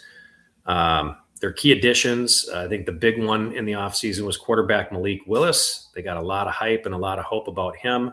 I don't think it's much of an upgrade from what they had last year, but I guess we will see. Wide receivers Tutu Atwell and Jalen Tolbert, who used to be with the Dallas Cowboys, joined Miami as well. Tight end Ben Sims and offensive lineman Jamiri Salyer also joined the team. Key losses, I think we all know that Tua not coming back.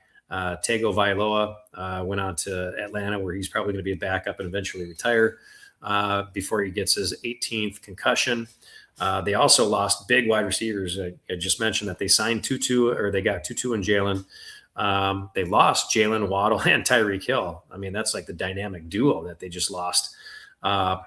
Fullback Alec Ingold, tight end Julian Hill, offensive lineman Cole Strange. All those guys are gone as well. It looks like they lost a lot more than what they gained in the offseason on the offensive side of the ball, so not great. Defensively, they weren't much better. Rushing yards allowed, they were 26th. They were 24th in points allowed, 22nd in total yards allowed, 18th in passing yards allowed. And as a team, they were tied for 15th in team sacks. At least on the defensive side of the ball, they had a couple more additions than they did losses. They added edge John Uchi and edge David Ojabo, formerly of the Baltimore Ravens as well. And they also added cornerbacks Darrell Baker Jr. and cornerback Lonnie Anderson Jr. There are only two key losses on the defensive side of the ball: linebacker Bradley Chubb and safety Minkah Fitzpatrick. Those names, though, are fairly big names if you think about it. Bradley Chubb, I remember him from 2 years ago. Playing in the game when he tore up his knee, didn't need to be in the game anymore. I think Baltimore was up 45-17 or some damn thing in the fourth quarter. Probably should have taken him out at that point in time. They didn't have any kind of playoff aspirations or anything like that. So really disappointed that they kept him in, and he ended up hurting himself. Minkah Fitzpatrick, obviously coming over from Pittsburgh. Yeah, so two big names, but the Miami pick is in, and let's see what they're going to go with.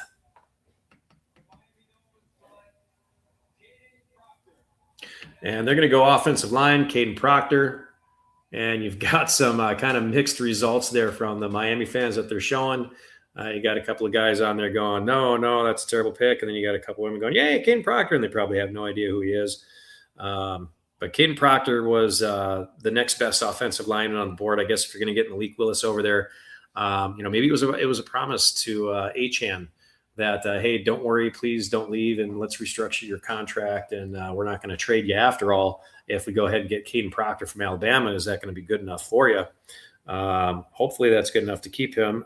He's one of the keepers in one of my leagues, so I need him to, be productive on a team somewhere and not be split in time, which he probably won't be in Miami. He'll be the head honcho with the Dolphins. He'll probably get a lot more work than he did last year. But that is your number 12 pick with the Miami Dolphins, Caden Proctor. And so we are on to let's take a look at the big board real quick, actually.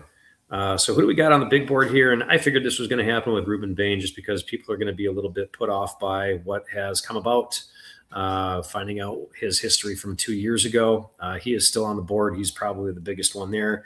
You got Kenyon Sadiq and then Malachi Lemon. Those are the top three guys that are out there right now. Caden Proctor is gone. Francis Mauigoa is gone.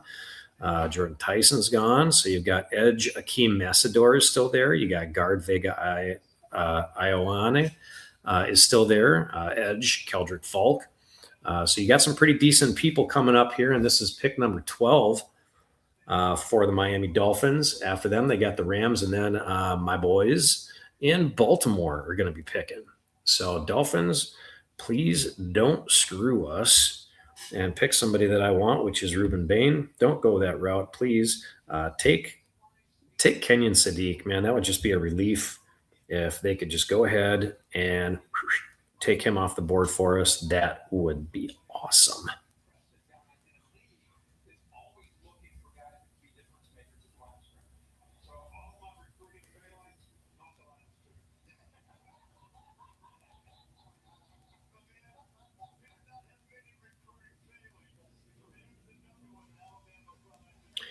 Looks like the Rams are already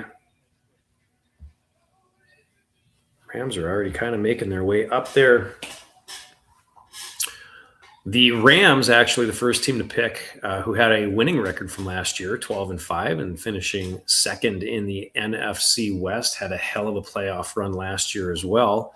Offensively, they definitely don't need any more players. They finished first in total yards, first in passing yards, first in points. They finished seventh in rushing yards. And their only key losses were right tackle Rob Havenstein, who retired, wide receiver Tutu Atwell, who we just talked about going to the Miami Dolphins, and then quarterback Jimmy Garoppolo is kind of in limbo right now. He doesn't know if he's going to retire, if he's going to be back, whatever, but, he's a backup. It's not like it's going to be real detrimental to their team. The only key addition that they made in the offseason, and they didn't really need to make any, was long snapper Joe Cardona. So that's it for the offense. But when you're that good, I guess, hey, you don't have to do a whole lot. On the defensive side of the ball, they weren't quite as efficient. Passing yards allowed, they were 19th. Total yards allowed, they were 17th. They were 12th in rushing yards allowed and 10th in points allowed. Sacks, they were tied for 7th for team sacks. They made a couple of key additions, especially to the defensive backfield. They picked up cornerback Jalen Watson and cornerback Trent McDuffie in that trade with Kansas City. And then they also got linebacker Grant Stewart. Their only losses really on the defense were cornerback Kobe Durant, who went to Dallas. I mentioned him before. Cornerback Roger McCreary, who went to Detroit. Outside linebacker Nick Hampton went to Carolina. And then defensive end Laurel Murchison. So those were their only key losses there on defense. I would be willing to bet that they're going to go defense here again.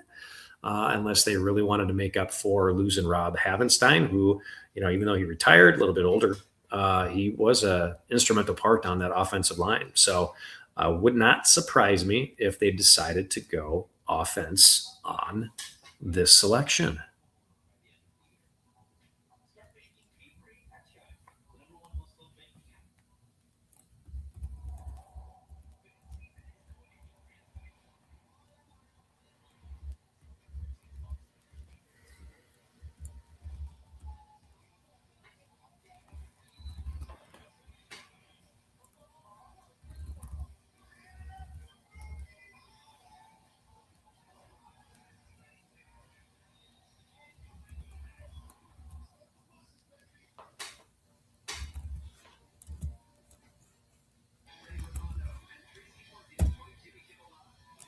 Or maybe with the issues that they're having with Puka Nacua, and they lost Tutu Atwell. Maybe they go Makai Lemon from USC. He's probably the best offensive player on the board at this point. Ruben Bain on the defense, Makai Lemon on the offense. Kenyon Sadiq, if they really want to pick up a tight end there. Kedrick Falk on the edge. Akeem Messador on the edge.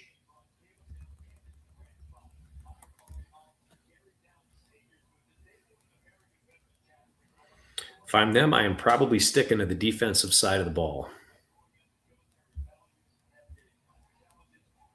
Sadly, I am not them.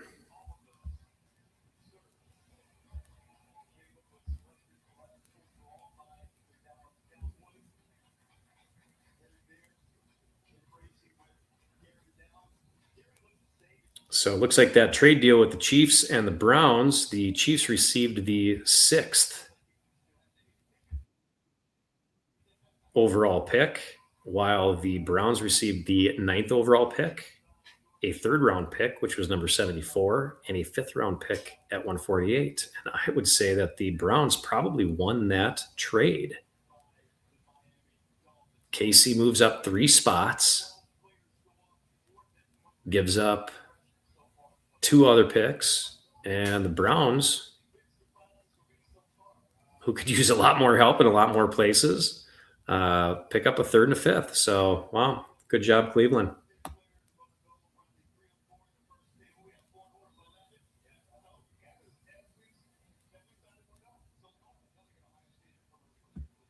So far, this has been a pretty interesting and exciting draft, but nothing really outside of the ordinary.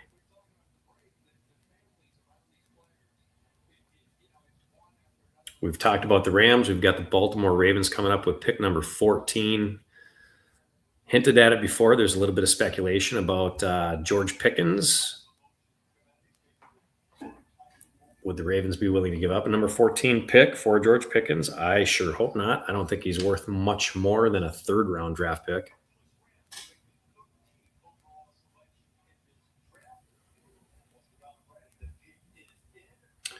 Looks like the pick is in for the Rams, and they are going to be bringing out Goodell here momentarily.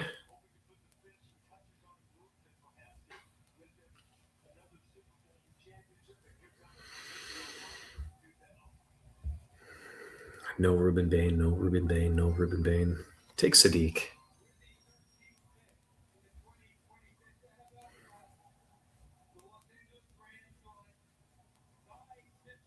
Wow. So we talked about Jimmy Garoppolo potentially retiring or not coming back. Obviously, Matthew Stafford is like 38, 39 years old. And Ty Simpson is the pick at number 13 for the Rams. And as I was putting together my final board, I had Ty Simpson somewhere around 49 or 50, and I took him off because unless you're really, I guess I don't see it from Ty Simpson, Alabama. I get it, though. I mean, Alabama was not a very good team last year, right? They didn't have a good running back. They didn't have good wide receivers. They didn't have good offensive line. They just weren't a very good team. So Ty Simpson did the best that he could with that Alabama team, and apparently they liked it. So Pam was going Ty Simpson, and to me, that is a little bit crazy. I got to go down my list to see where I actually had him. I mean, he's down there. He didn't even make my top 50. So, yeah, 6.3 at the combine, a 75 next gen stats. I'm not seeing it from him. I think he's going to be maybe an uh, above average quarterback in the NFL, but he's going from Alabama to LA. And that should be interesting to see what he can learn. I guess if it's a developmental quarterback, you kind of look at he's going to learn from Matthew Stafford. Is Matthew Stafford going to be done after this year? He had back issues last year, if you remember. It kept him out of, coming to some practices in the beginning, and they were wondering if he was going to lose time. How much time was he going to make the regular season? Obviously, he played well enough. They did very well. But that's a great pick. I love that pick for the Rams. Because it means that the Ravens are going to be picking somewhere else. They had no interest in him anyway, so that's only good news for us. Talking about the Ravens, obviously a disappointing year for them last year, finishing 8-9, having a chance to go to the playoffs. If they just would have won that last game at the end of the year against the Steelers, they could have been the division champs. They could have went out of the playoffs. But in hindsight, you know what? Great move. We get rid of John Harbaugh. His 13 years of doing nothing after basically inheriting a team and getting a Super Bowl champion caliber team. So they finished 8-9, second in the AFC North. Offense wasn't really their problem too much last year, especially when you can run the ball so well. So they were second in rushing yards behind King Henry. They finished 11th in points, 16th in total yards, 27th in passing yards, because when you run the ball that well, you don't have to pass that much. Key additions for this team. Everybody's talking offensive line, offensive line, offensive line. Well, they added offensive guard John Simpson. He was with the Jets last year. Before that, he was with the Ravens, so they understand who John Simpson is.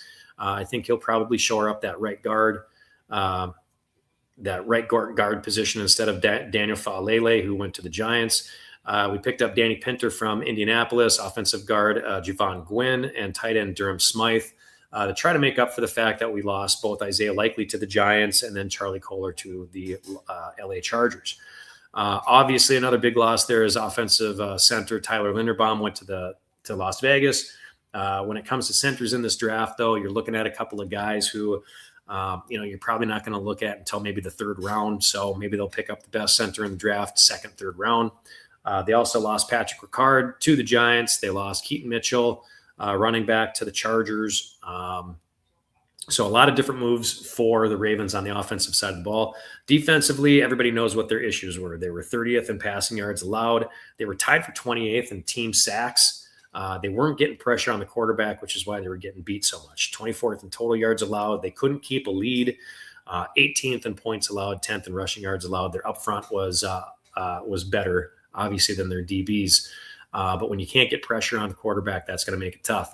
They were without defensive lineman Madubuike last year. Sounds like he's making some great strides to come back. He had a neck injury. He had surgery. So Madubuike might be coming back. Key additions to add to that: defensive end Trey Hendrickson from rival Cincinnati Bengals, and safety, who I thought was a steal, Jalen Hawkins from the New England Patriots. I think he was very, very underrated. He was a solid player, but that'll make up for the fact that they lost safety Alohi Gilman to the Kansas City Chiefs. They also lost defensive end David Ojabo to Miami. They lost edge rusher Draymond Jones. And now their pick is on the board. So let's see who they go with. Let's say Ruben Bain. That makes sense.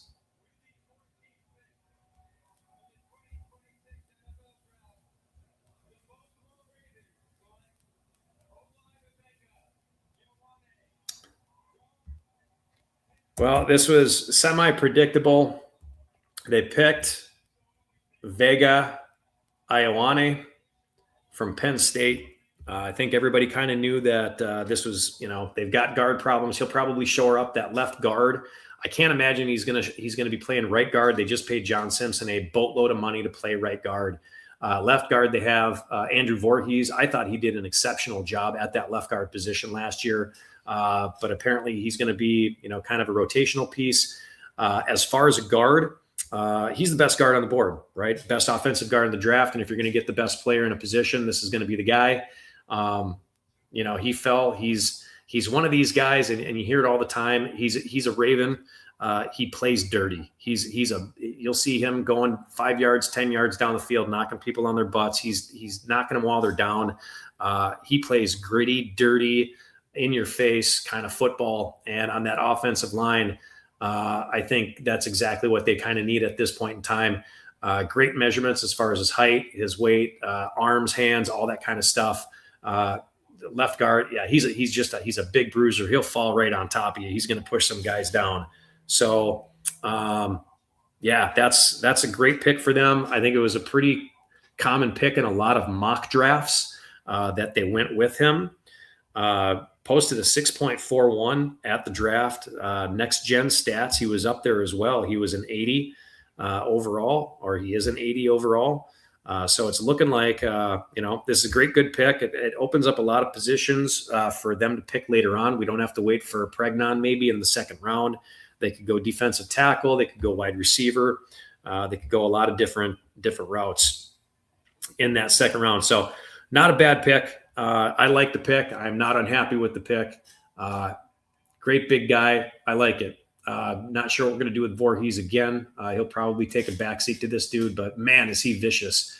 They're showing some clips and he knocks people down. A guy tries to get back up again. He's going to knock you right back down again. So, excited to see him and watch him block the blind side here for Lamar next year.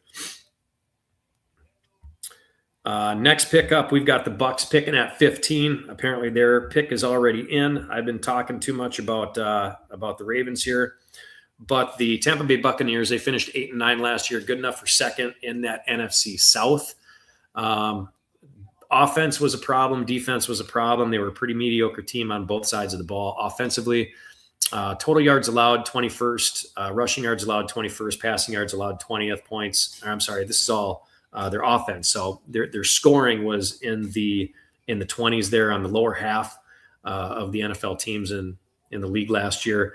Their only real key additions, they picked up a backup quarterback, Jake Browning from Cincinnati. I doubt that he's really going to compete with Baker Mayfield for that starting spot, but they also got Kenneth Gainwell to add to their litany of running backs in Tampa Bay.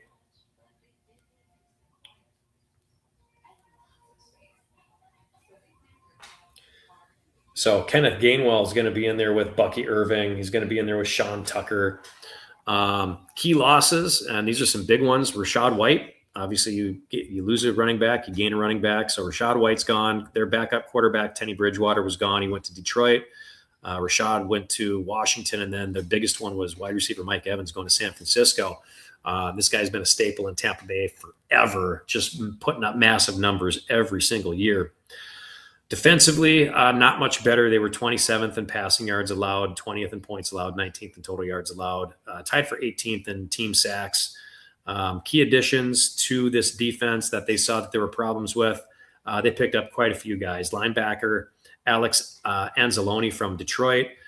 They picked up safety Miles Killebrew from Pittsburgh. Defensive lineman A'Shawn Robinson. Defensive lineman Rakeem Nunez-Roches. Cornerbacks Keemon Hall, Chase Lucas. Outside linebacker Al-Qadim Muhammad. This was from Detroit as well.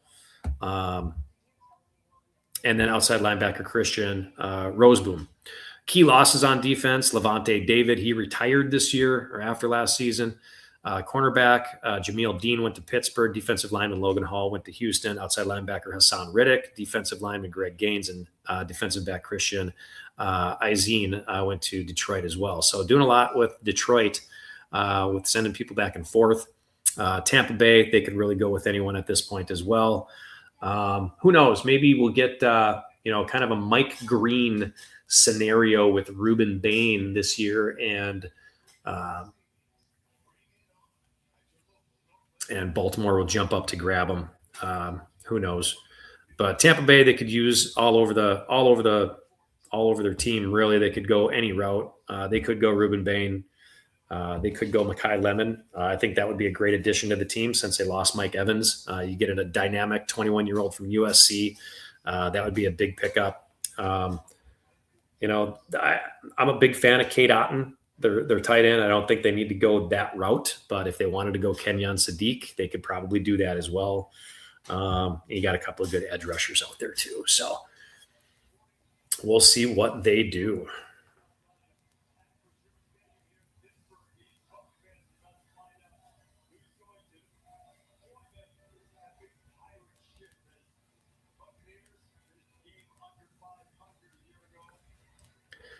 So I mentioned before that somebody had messaged me that the Rams are going to be taking a quarterback this draft. In the beginning of this draft, before it even started, they mentioned J.J. McCarthy or Ty Simpson. I didn't believe it, but good job to you, man.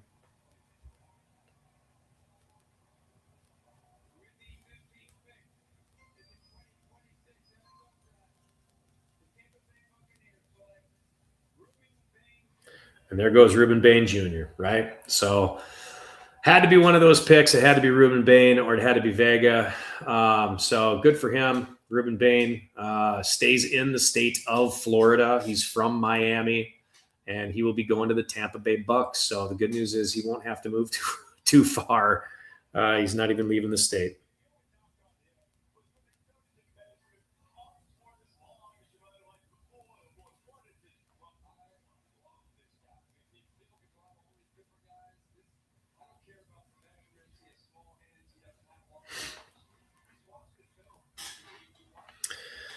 So Ruben Bain is off the board now with the 15th pick in the draft. He was probably the biggest highlight left on the board.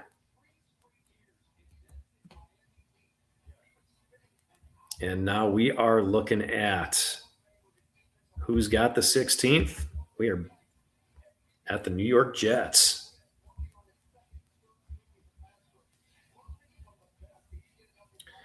The Jets had the number 2 pick in the draft tonight. If you've been watching the whole night, you understand that. And with their pick at number 2, they took edge rusher David Bailey from Stanford, who I had listed as my number 2 guy in the entire draft.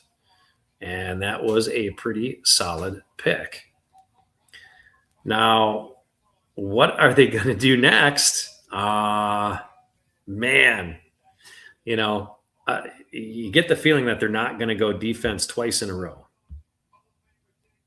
especially when their offense was as lackluster as it was, going 3-14 last year. They were 32nd in passing yards. Obviously, they have not addressed that issue. They have addressed the edge issue, being 31st in sacks.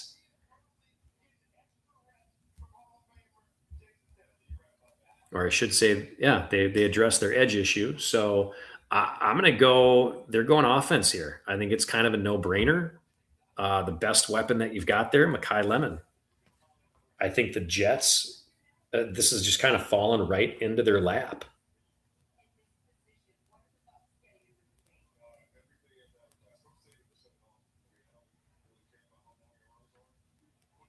They've got Geno Smith, who is, by the way, a terrible quarterback. I mean, come on. We mentioned this before. He's going to need all the weapons that he can. Garrett Wilson. They got Adonai Mitchell from Indianapolis in the trade for Sauce Gardner. Isaiah Williams. Who are these guys? I mean, looking at this wide receiver room, I think it's kind of a no-brainer that they are going to go with Makai Lemon, wide receiver USC. And you can put it in the books.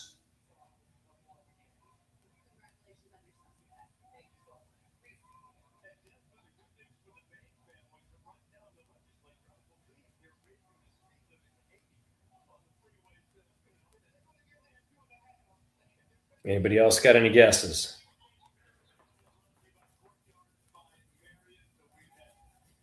So they're showing the best available, and they got Makai Lemon as the third best available behind Jermod McCoy and Monroe Freeling. I don't think they're going either one of those guys.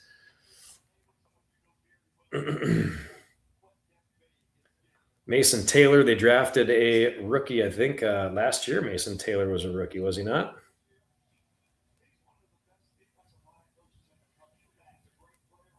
So I doubt they're going to go Kenyon Sadiq here because they drafted Mason Taylor in the second round last year at number 42.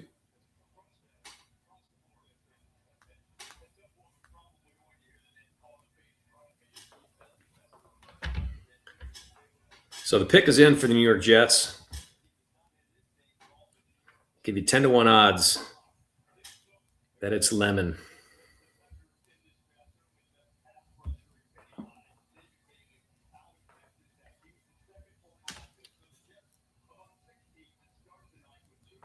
Best guy on my board, Kenyon Sadiq. They don't need him. Makai Lemon, probably him.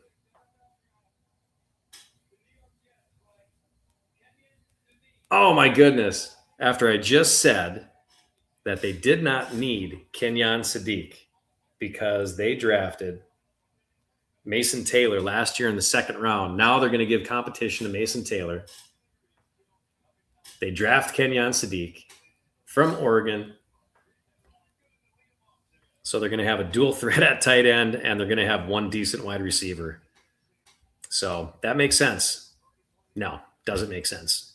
Kenyon Sadiq, technically one of the best guys on the board. If you're looking at next gen stats, he was a 93. The only guys better, Jeremiah Love, 94, and Sonny Styles, 94. Those guys are obviously gone. So it took a while for Kenyon Sadiq to get off the board. But like I said before, when it comes to tight ends, it has really been hit or miss with these guys. Brock Bowers 2 years ago put up great numbers as one of the only options for Las Vegas to throw to.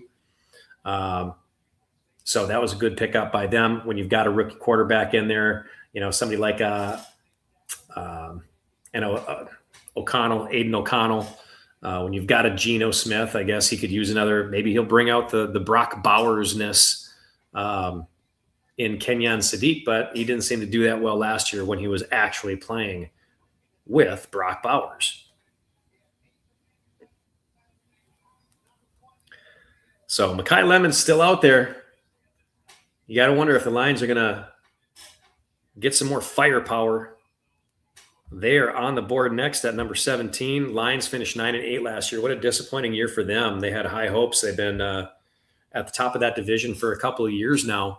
Last year, they finished 9-8, and if you can believe it, 9-8 in the NFC North was fourth place in that division, behind the Bears, the Packers, and then the Vikings, who also finished 9-8.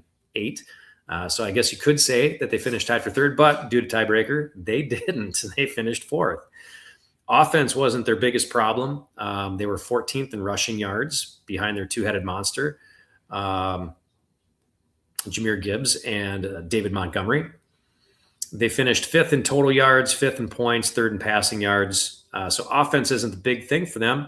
They even added a few more people, but they did lose a few as well. They lost David Montgomery, the aforementioned David Montgomery, but they also picked up Isaiah Pacheco from Kansas City. David Montgomery was traded to Houston, so they got their backup with Jahmyr Gibbs anyway, with Isaiah Pacheco. Not exactly similar in running style to David Montgomery, but it is a switch up. You could still, maybe go with that nickname that they had before. I don't know what that fun little cutesy name was. It was something with video game, but there's the trade-off there with the running backs. They added center Cade Mays, offensive tackle Larry Borum, tight end Tyler Conklin, who comes over from the Jets. I've always been a fan of him. And they also got Teddy Bridgewater as their backup quarterback again. Key losses on that offensive side of the ball. Taylor Decker was outright released. Wide receiver Khalif Raymond went to Chicago.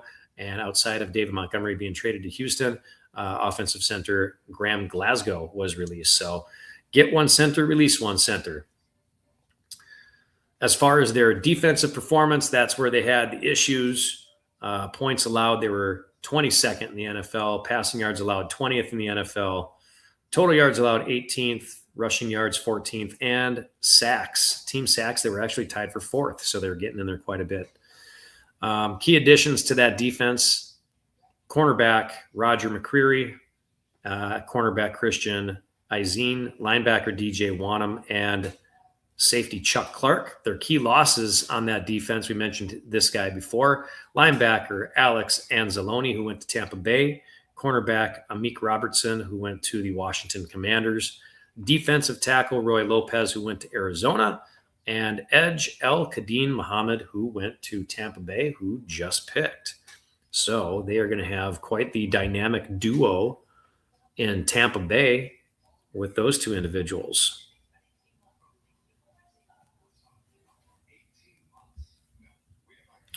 So looking at the big board, yeah, I've got Go Lions. Got my daughter chiming in. Go Dad. How do you feel about the Ravens pick in there? Go Lions. Who do we like? Lions fan? Alani W30. Go Lions. Who are you looking at? We looking at a wide receiver? Don't really need the offensive firepower.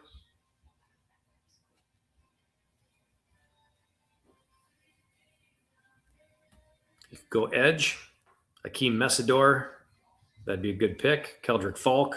Another good pick. Anthony. I'm high on Anthony Hill Jr. I don't think a lot of other people are. Give me Omar Cooper. That would be a solid pick. Omar Cooper. That would be exciting. I've got him a little bit farther down on my board. I think there are a few other wide receivers. You don't like Mekhi Lemon, huh? I think he would be a fantastic pick if you're going to go wide receiver.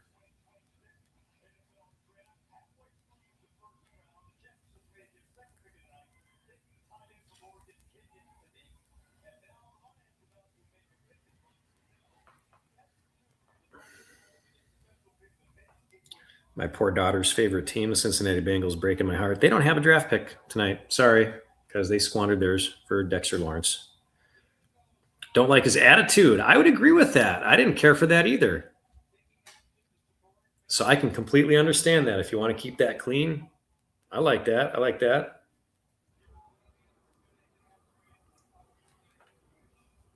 Pairing up another wide receiver with Amon-Ra St. Brown and Jameson Williams.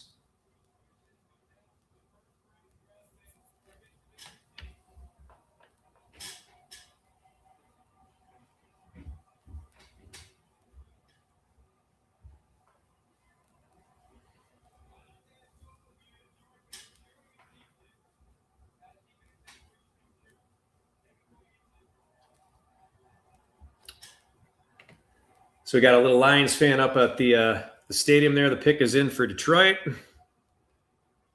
I would go defense myself. I think there's some wide receiver depth later on. Maybe you pick up Cooper later. All right, and they went Blake Miller. I don't hate that pick.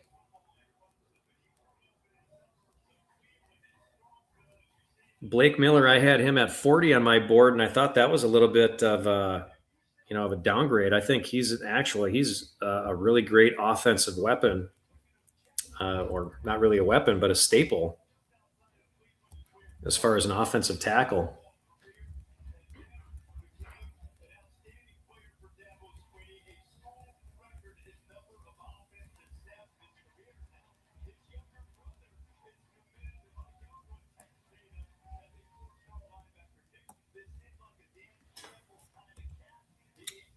He was actually rather high. He scored an 82 on Next Gen.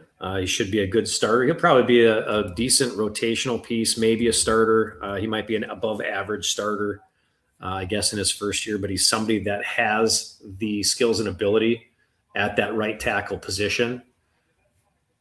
He's got a high motor. He's got great arm length.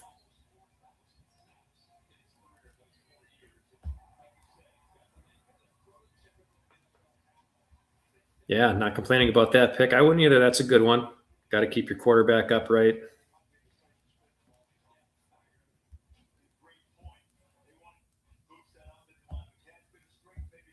All right. Good job, Detroit. We've got their division rivals, Minnesota, coming in.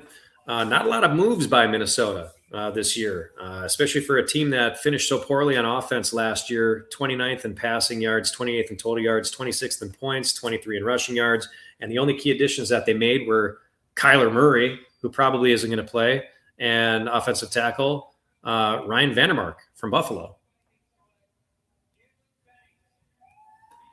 And Minnesota wasting no time going defense and drafting Caleb Banks from Florida. Defense was not their main problem, although they did lose Jonathan Allen to Cincinnati, and they did lose Javon Hargrave to Green Bay. Their defense was actually pretty solid last year. They were second in passing yards allowed, third in total yards allowed, tied for fourth in team sacks, and seventh in points allowed. So defense, you wouldn't think was going to be their big thing. But you know what? They're going to go defense.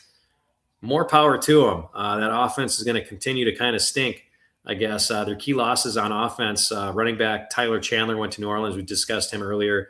Wide receiver Jalen Naylor went to Las Vegas. And then CJ Ham, fullback, retired. Key losses on defense outside of those two defensive linemen. A guy that has been with the Vikings for, seems like 20 years, safety Harrison Smith. I think he was outright released so that they could save some money. He had lost a step. He's getting up there in age as well. Vikings finishing 9-8, same record as the Detroit Lions. Technically third in that NFC North. We'll see what kind of steps that J.J. McCarthy makes. They still have a lot of room to be desired on that offensive line or on that offense as a whole, really. Personal feelings about the Vikings. I think I live in Minnesota, if you didn't know. So I live in Minnesota. I'm a Ravens fan. So that's my personal feelings. I quit being a Vikings fan sometime around 1996. So we went to, it's funny, my daughter who was on here earlier, my wife, a couple of us, my sister and her husband, we really enjoyed going to the Ravens game last year when they played up here in Minnesota and put a stomping on the Vikings. I think the Vikings are a constant disappointment. I was happy to see that they got rid of their GM, who continued to make bad picks in the draft. This is actually not too terrible of a pick for the Vikings. But they've got a lot of work to do. I enjoy listening to K-Fan because every year is their year. They'll tell you, Vikings this year, they're always going to win the Super Bowl every year. And here we are 60 years later, and they haven't done anything. So that's how I feel about the Vikings as a team. I think that they make really bad. I like their head coach. I like Kevin. I think he's a good coach. I just don't think that they're doing the right things as an organization, and that has to come from the ownership, the general manager. I mean, they brought that guy over from Cleveland. You pay him all this money to come from a bad organization to make your organization even worse. So not great. So we've got the Panthers at number 19 picking.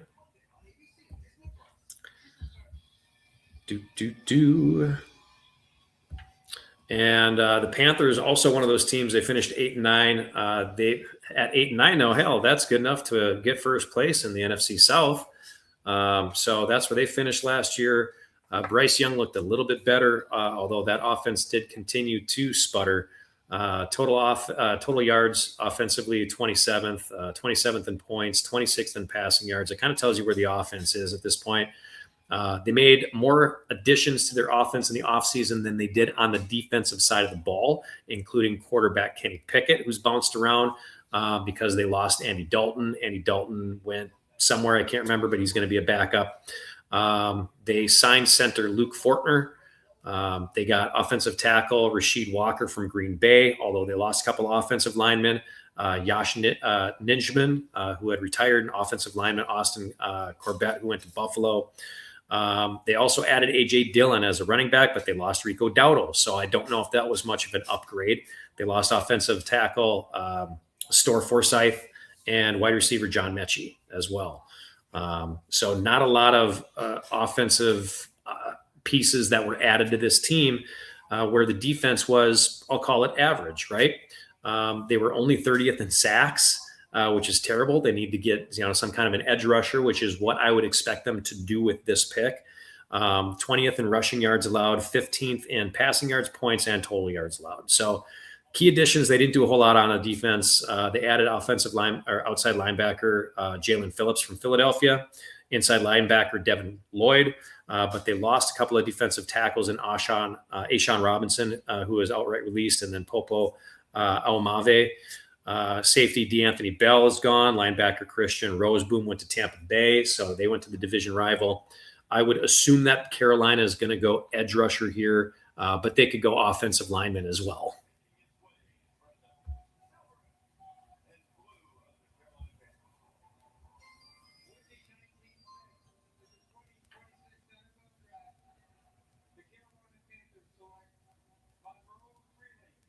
And they went offensive line, which is really what they needed. They went with Monroe Freeling, and that's not a terrible pick.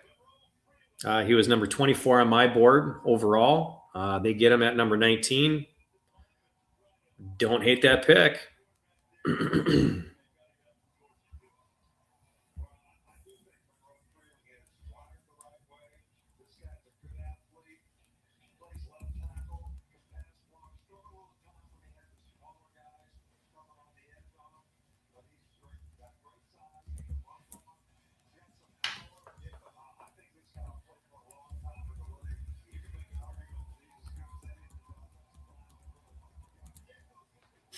As far as offensive linemen go that were left at that position,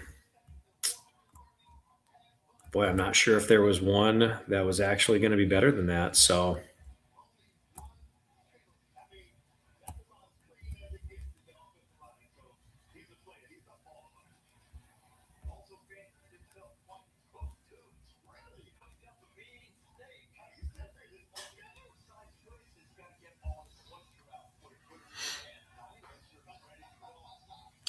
next on the board, we got the Eagles picking at 20. And why are the Eagles picking at 20? Well, it's because they traded with the Cowboys. Cowboys were supposed to pick at 20, but the Eagles took the 20th. And they got, boy, we can't even get into the Eagles that much because they've got their pick is already in. They're running up to the board here. And what do you think? Makai Lemon, his attitude seems to fit in with Philadelphia.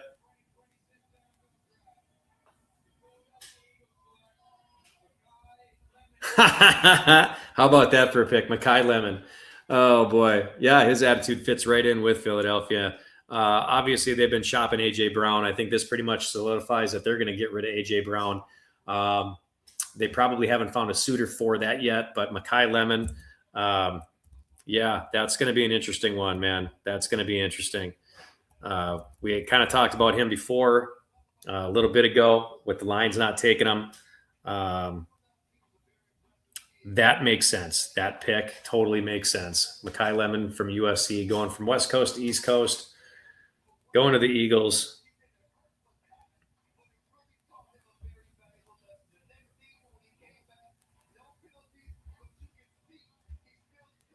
Eagles were supposed to pick at 23rd, and they definitely could have used the help there.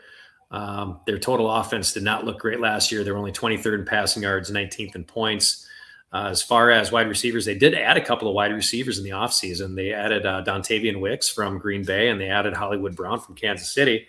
So they add Lemon here now, and wow, that's really got to solidify their wide receiver room. They also picked up 2 tight ends, Stone Smart and Johnny Munt, along with Andy Dalton. That's where Andy Dalton went, was to be a backup in Philadelphia. And then they picked up running back Dameon Pierce as well. So a lot of weapons that they added in the offseason on the offensive side of the ball. And really the only people that they lost, Sam Howell, big deal, went to Dallas.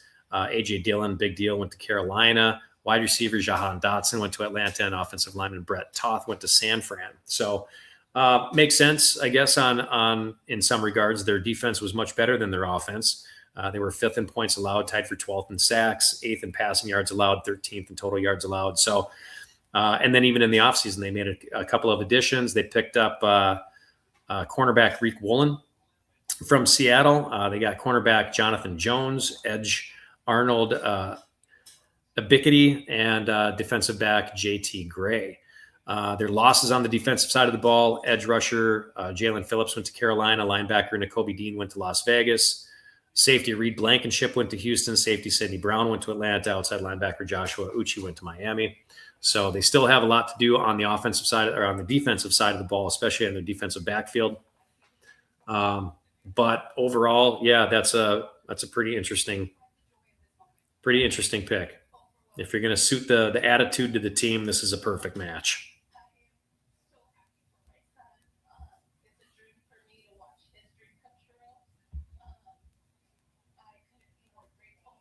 Next team on the board, we got the Pittsburgh Steelers coming up, and it'll be interesting to see what the Pittsburgh Steelers do. They finished 10-7, first in the AFC North last year. Pains me to say, even with as terrible as an offense as they had, rushing yards they were 26th, total yards they were 25th, passing yards 22nd, points they were 15th. Their key additions were wide receiver Michael Pittman that they got from Indianapolis. I think that's a great pickup. Rico Dowdle, running back. I think that's a great pickup that they got from Carolina. And then running back Travis Homer. Key losses, they lost Kenneth Gainwell. Wide receiver Calvin Austin Jr. went to the Giants. Gainwell went to Tampa Bay. Jonnu Smith, it was surprising that they released him. They lost fullback / tight end Connor Hayward to Las Vegas. And then offensive guard Isaac Seumalo went to Arizona. So I would expect them to go offense because their defense just wasn't quite as bad. They were 29th in passing yards allowed, so defensive backs not off the board. Total yards allowed, they were 26th, but they were 6th in sacks. So their defensive front was really good.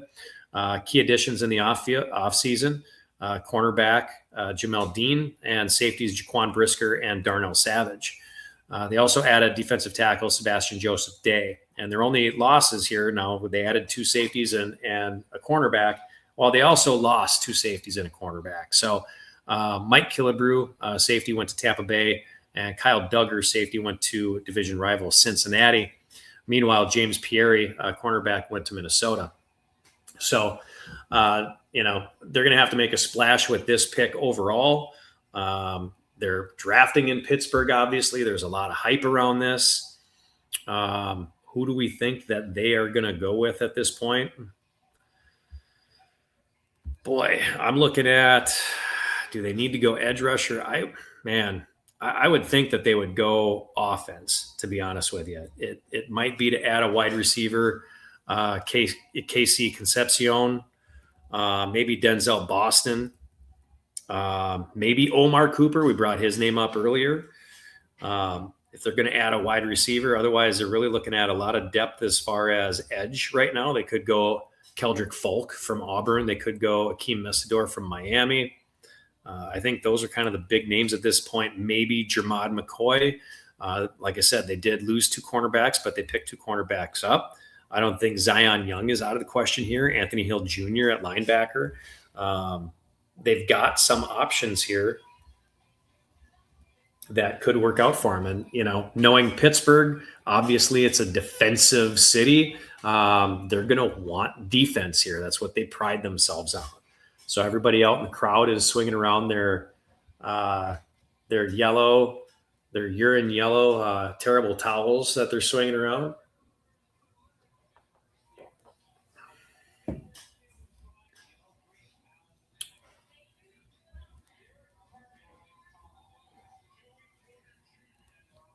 And they're showing a bunch of highlights, which is why this is taking forever. Let's get going, Pittsburgh.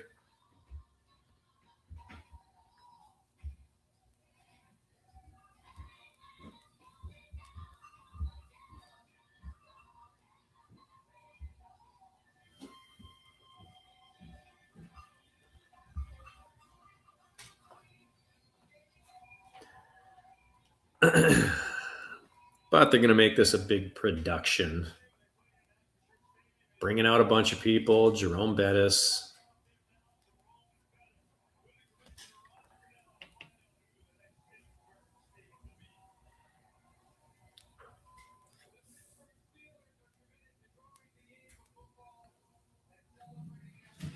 What do you think? Denzel Boston?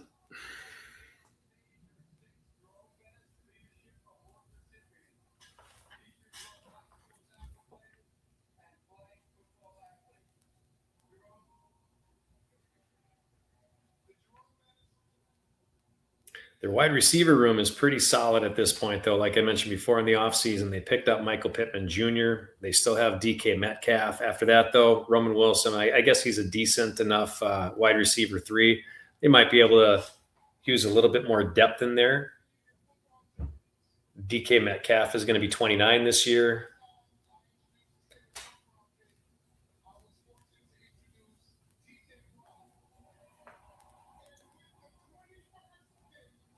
And here's the pick.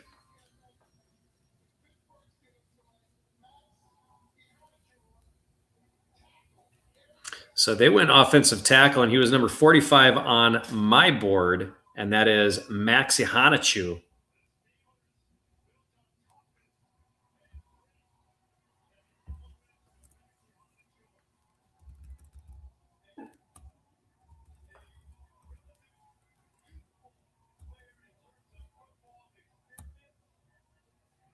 And he was down there quite a bit, though. Offensive tackle from Arizona State, put up subpar numbers at the combine, 6.35. He'll be a good, at this point, he's a good backup piece at offensive tackle. I don't think he'll be really starter worthy this year unless they are worried about their past offensive linemen that they've drafted. Broderick Jones, who they drafted in the first round in 2023, but he's had injury issues. Troy Fontenot, we know about him as well. He was also drafted in the first round, and that was last year with pick 20. He was out for the entire year with an injury, so they've got some injury concerns at that tackle position. Kind of makes sense, but I mean, this is the third offensive tackle that they've drafted in the last 3 years. I don't know if that's really your issue. Maybe you should get a younger quarterback or a decent quarterback at that. But next team up, we've got the LA Chargers. And the LA Chargers finished 11-6 last year. That was good enough for second place in the AFC West. Believe it or not, their defense was the strongest part of that team last year. They were 5th in passing yards allowed, 5th in total yards allowed, and they were tied for 10th in sacks. Not that their offense was all that bad. They were 12th in total yards, 12th in rushing yards, 20th in points. There were just as many moves as far as people being released as what they added to their team, kind of a swapping in one in for one out. They gained center Tyler Biadasz, but they lost Bradley Bozeman. He retired. Fullback Alec Ingold is a name that they gained. Offensive guards, they signed Cole Strange and Keoti Awusika from Detroit. But then they also lost a couple of guards. Mekhi Becton was released. Zion Johnson went to Cleveland. Jamari Salyer went to Miami. They picked up Charlie Kohler from Baltimore. They picked up Keaton Mitchell from Baltimore, but they lost Will Dissly, tight end. He was outright released. Savion Washington was waived. So they've got some offensive line movements. It wouldn't surprise me if they went offensive line as well, just because their defense was a solid unit. And they really only lost edge Odafe Owe, who went to Washington, and defensive tackle Otito Ogbenoya went to Dallas. So there are 2 additions, though, to make up for those 2 pieces. They did sign defensive lineman Dalvin Tomlinson from Arizona and linebacker Denzel Perriman.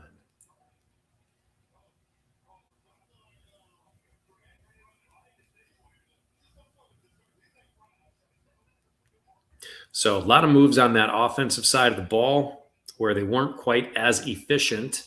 Obviously, they beat out the Kansas City Chiefs to finish number 2, but they fell behind the Denver Broncos, and the pick is in for the Chargers. And they went with edge Akeem Mesidor, who I've mentioned a couple of times tonight. And he played for Miami last year. He'll be moving from East Coast to West Coast. I think that's a good signing for them. He was one of the top guys on the board. You're probably looking at that going, hey, best guy there.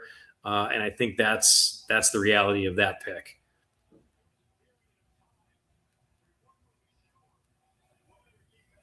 I had Akeem Mesidor at number 16, and he goes at number 22. So I'll call that a damn good pick. They did pick the best guy on the board.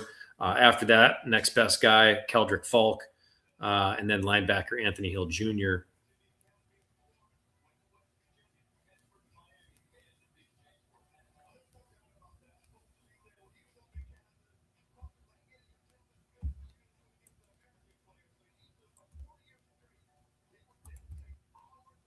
The only thing about Akeem Mesidor is the fact that he is 25 years old. He is a little bit older than a lot of these guys that are coming out 20, 21, 22 years old.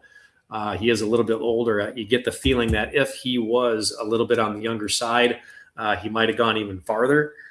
He's a very experienced college edge rusher, but you get what you get. He's about 3 years behind. You're going to lose 3 years on signing a guy like this or drafting a guy like this.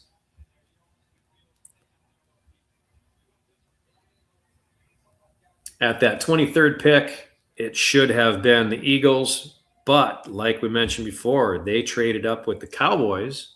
So now the Cowboys are on their second pick of the night at pick number 23. The Cowboys picked at number 11 earlier tonight, and if you remember, they went defense. They went with safety Caleb Downs from Ohio State. So we will see if they are going to go defense again. As mentioned before, that was their biggest problem last year, where they finished second in total yards and second passing yards, seventh in points. Their defense just couldn't keep up. They were dead last in passing yards allowed, dead last in points allowed, 30th in total yards allowed. A lot of key additions to that team, but that shouldn't matter too much. They do need to rebuild that defense. And realistically, the best defensive player on the board at this point, where I had Akeem Mesidor at number 16, edge from Miami, I think they could go edge on this and go Keldrick Falk.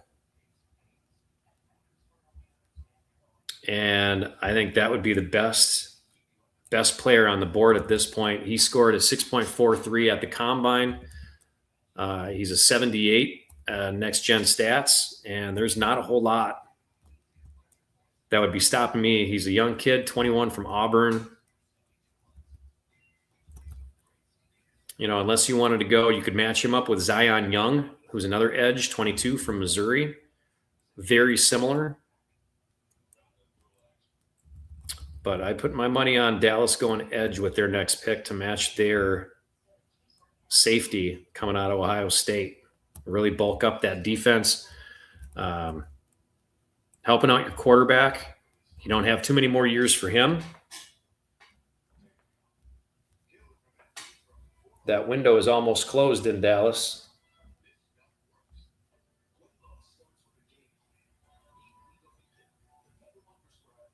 Dak Prescott going to be 33 this summer. And your backup options, I mentioned before, Sam Howell, Joe Milton III. And as long as they're going to keep George Pickens, there's no reason for them to go wide receiver. Their pick is in. And so the fact that they are picking with both of their first round picks this year only means that they could not find a buyer for George Pickens, at least not for a first round pick like they wanted to. They franchise tagged George, and we'll see who's willing to pay the price and maybe restructure for Pickens.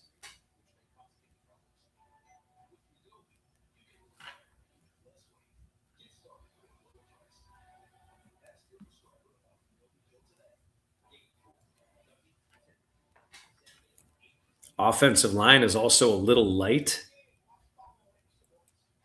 for the Dallas Cowboys, but unless you're willing to go Caleb Lomu from Utah,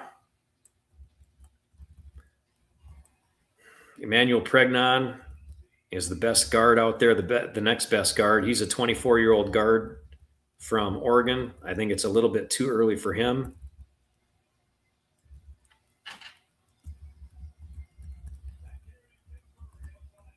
I think they go edge on this pick.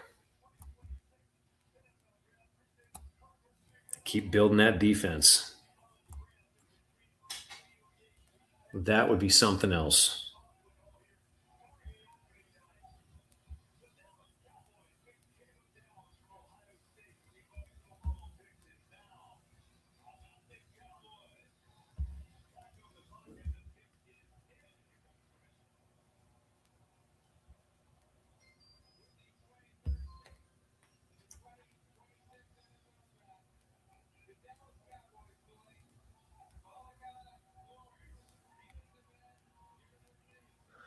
Well, they did go defense, but it wasn't one of the guys that I thought. They went edge rusher Malachi Lawrence from UCF. And Malachi Lawrence, you can see he's on my big board at number 46. This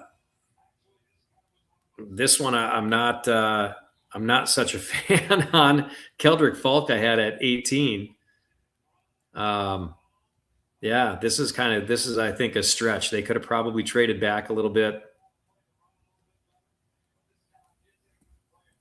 Yeah, I had Zion Young above him. I had Cassius Howell above him.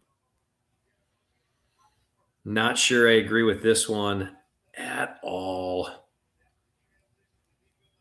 He played UCF or at UCF, and we all know UCF, there's not a lot of competition there. I mean, they're showing the highlights against some of the teams that they're going up against here. West Virginia, they don't have a good football team. Come on, man. I think it's a piece that they needed, but not the one that they should have had, or not the one that they should have picked.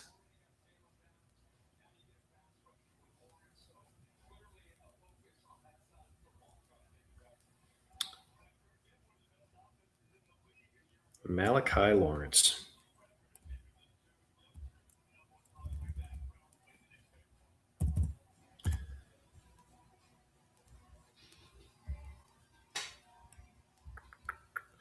All right. Up next, we got the Cleveland Brownies again. They are currently on the clock. It looks like their pick is in. And if you remember, I believe they went offensive line with their first pick, Spencer Fano.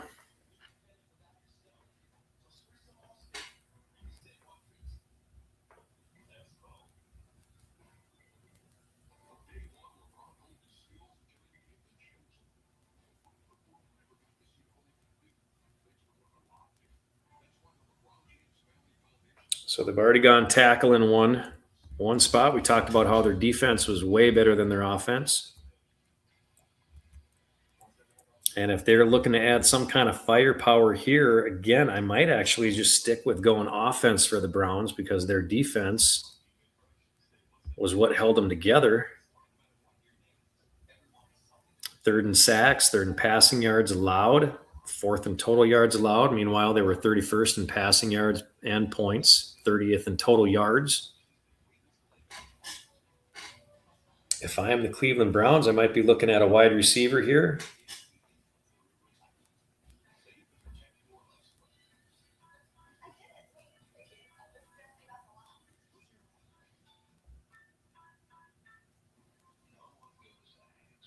Current wide receiver room is shaky at best. Jerry Jeudy, Cedric Tillman, Isaiah Bond,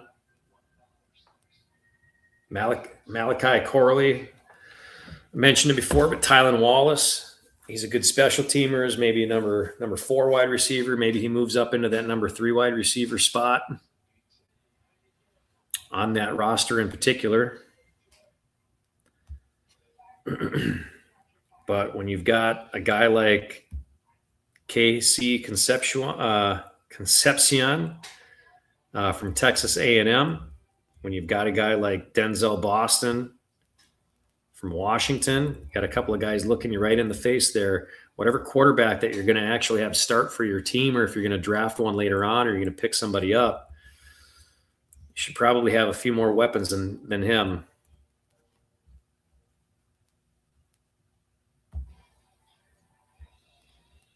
And both of those guys are relatively high on my list. I have them at 21 and 22, respectively, between KC and Boston. Otherwise, they might stretch for Omar Cooper. He's at 27.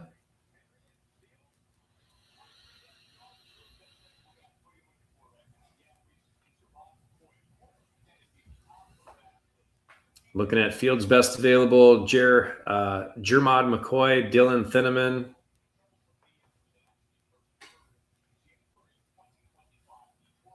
Caleb Lomu. If they wanted to add another tackle, but they're probably not going to do that.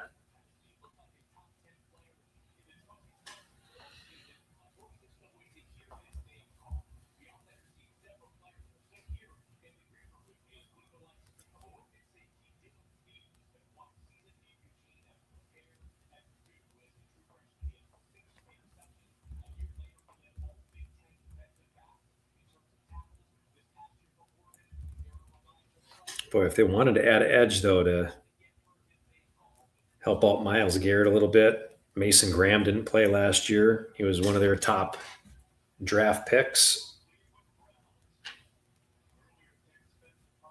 Mason Graham, their first pick last year, with number 5 overall defensive tackle.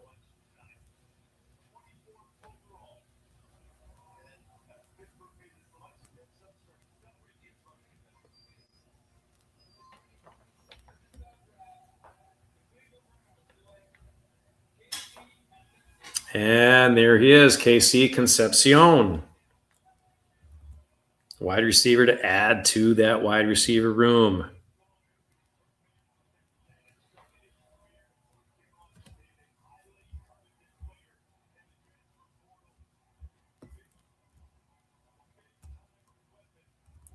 Solid pick. The only thing that I don't like about KC Concepcion is the fact that he is only 5'11", so you've got a little bit of a speedster there, and he's a little guy compared to what you might be looking at with a Denzel Boston, who's 6'4".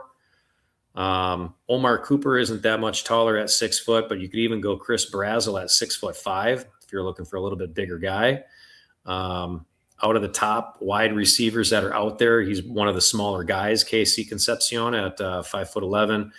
Zachariah Branch is at 5'10". He might get picked tomorrow or the next round, second or third. So we'll see. This kid has a little bit of an attitude. He thinks highly of himself, right into just about every NFL team out there, saying, if you pass up on me, I'm going to burn you. It's nice to have confidence, but I guess if you don't have a quarterback throwing you the ball, you're not going to be much good.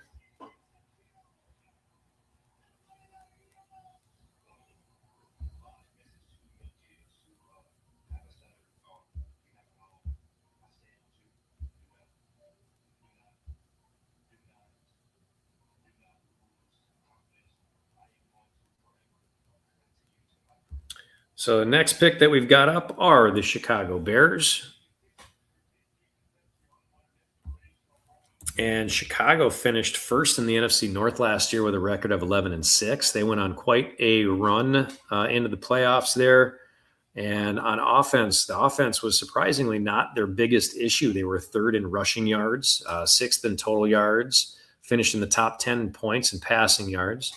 The defense let them down quite a bit, though. 29th in total yards allowed, 27th in rushing yards allowed. They couldn't stop the run very well. They didn't finish above 22nd in anything, passing yards, points allowed, sacks. So I would expect Chicago probably pick up an edge here, pick up a corner, a safety. Their key additions on offense in the offseason, you've got center Garrett Bradbury that they picked up. They signed him from New England. And then they went after division rival wide receiver Khalif Raymond from the Detroit Lions. Then they also picked up Jedrick Will Jr. Key losses, and I think this was a pretty big one. Actually, you've got a couple of big ones. Wide receiver DJ Moore.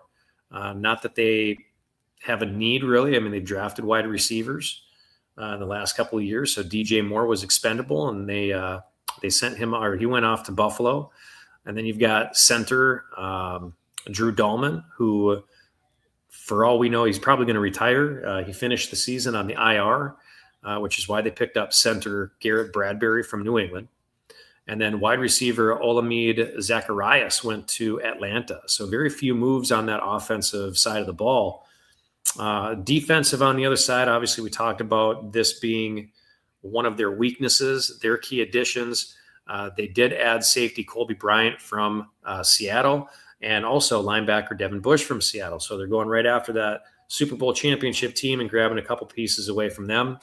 They also added defensive tackle Neville Gallimore from Indianapolis and cornerback Cam Lewis. They had a few losses as well, which I'm sure they're not quite as concerned about, seeing as how poorly their defense did last year. Two safeties walked out. Jaquan Brisker went to New England. Safety Kevin Byard III went to Pittsburgh. And then they also lost linebacker Tremaine Edmonds. He left for the New York Giants. Defensive tackle Andrew Billings went to Arizona, and cornerback Nahshon Wright went to the New York Jets. So if we're looking at this team this year, the offense seems to have the pieces that they need, even with DJ Moore, who had a down year last year. And like I said before, their wide receiver room is pretty solid with Rome Odunze, Luther Burden. They've got a top tight end with Colton Loveland. They still have Cole Kmet there as well. So they've got enough targets, and their offensive line is pretty solid as well. The defense could use some help.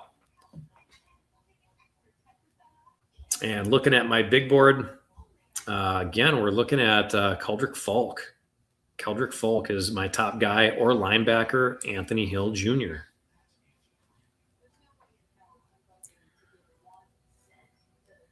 The Bears do have kind of a sparse safety room. Cam Lewis, Kobe Bryant, Elijah Hicks. That's just about it for the safeties. So I could also see Emmanuel McNeil Warren. He is listed as number 20 on my big board.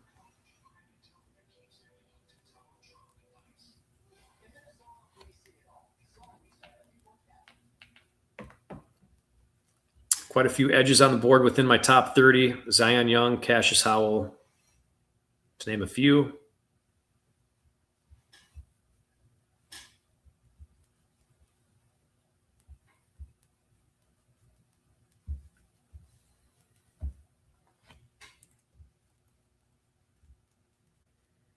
At this point, though, Keldrick Falk is my main guy that I would end up taking at this point from Auburn.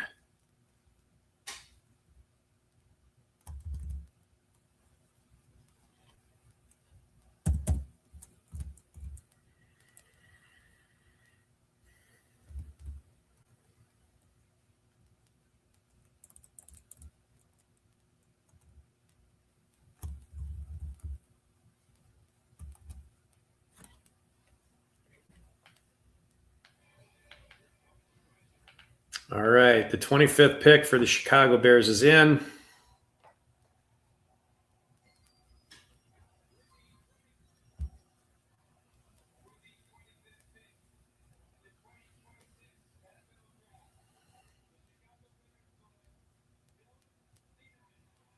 Wow.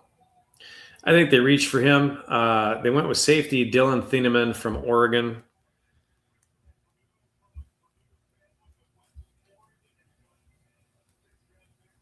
And I'll be honest with you, he was probably my third or fourth safety that I liked in the draft. Caleb Downs, he was already off the board, but I probably would have taken Emmanuel McNeil Warren over him from Toledo.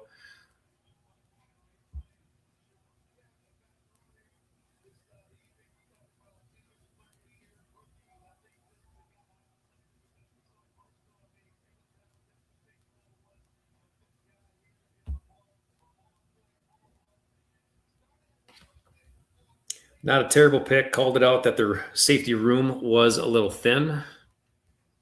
But Dylan Thieneman didn't even make my top 50.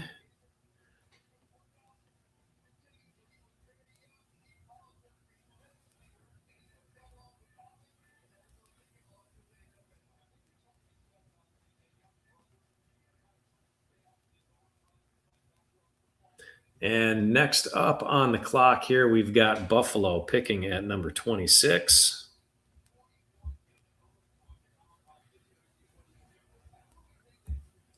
Buffalo last year finishing 12-5. Still not good enough to keep their head coach. He was let go in the offseason. The Bills finished second in the AFC East behind the AFC champion New England Patriots.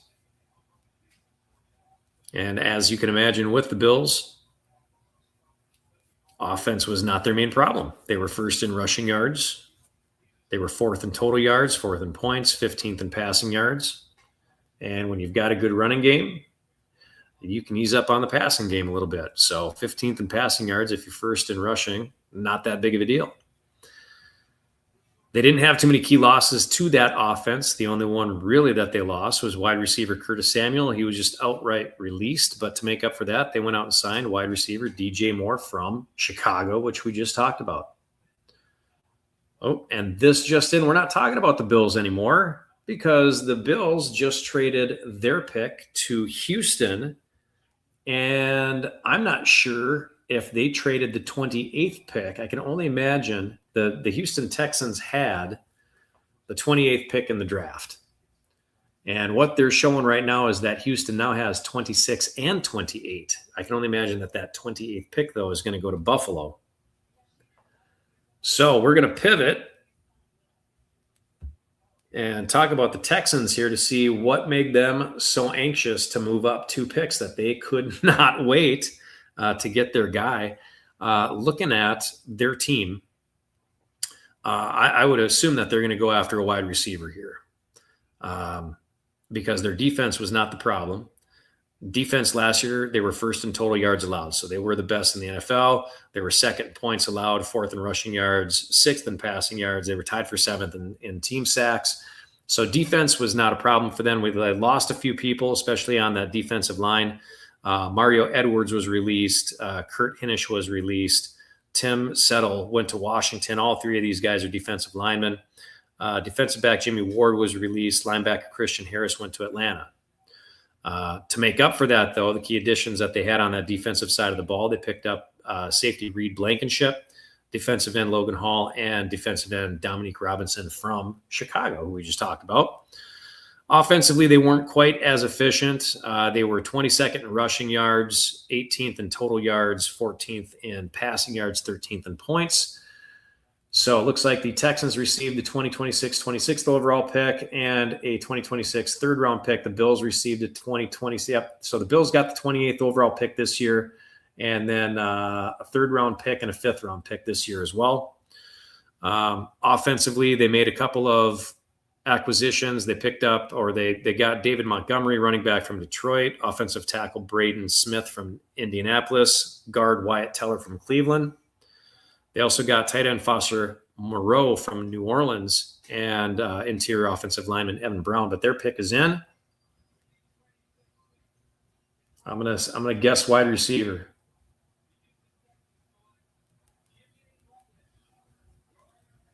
Well, they went offensive player. They went Keelan Rutledge, guard from Georgia Tech. As I just mentioned, they picked up Wyatt Teller, who's one of the best guards in the NFL. They got him from Cleveland, and then they added Evan Brown as well. What I didn't mention at that point was they lost offensive lineman Titus Howard. He was part of the trade to Cleveland, and then interior offensive lineman Juice Scruggs was traded to Detroit. So they could have used some offensive line help, and it looks like they got it with Keelan Rutledge there. And Rutledge, I'm not sure if he actually made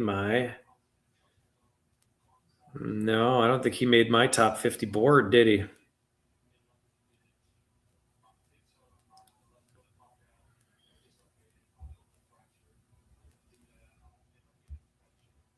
Yeah, if we're looking at the state of the guards, how I had them ranked, Vega Ioane went to the Ravens. He was the top-rated guard coming into the draft. And then you got Chase Besantis, who is still on the board. You got Emmanuel Pregnon, who is still on the board. And then Keelan Rutledge from Georgia Tech. I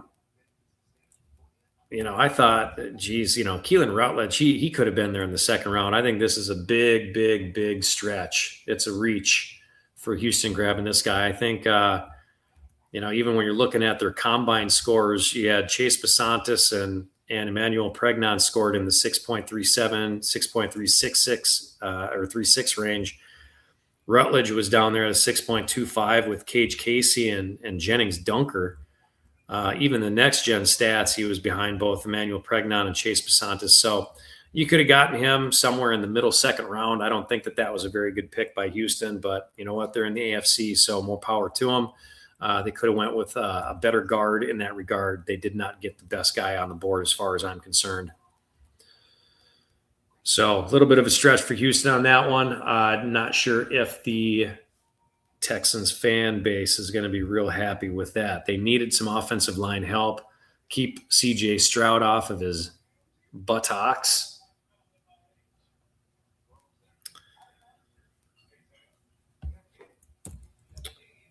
But after that pick, we've got number 27 for the night, and that is the Miami Dolphins.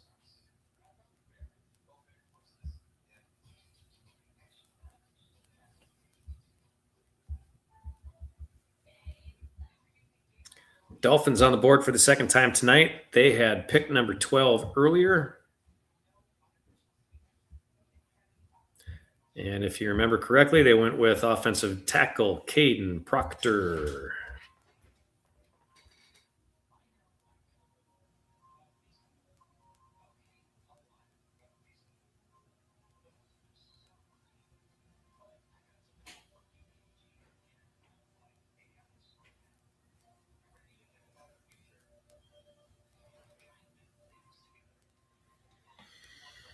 So they already went offensive lineman Caden Proctor. Who will they go with next?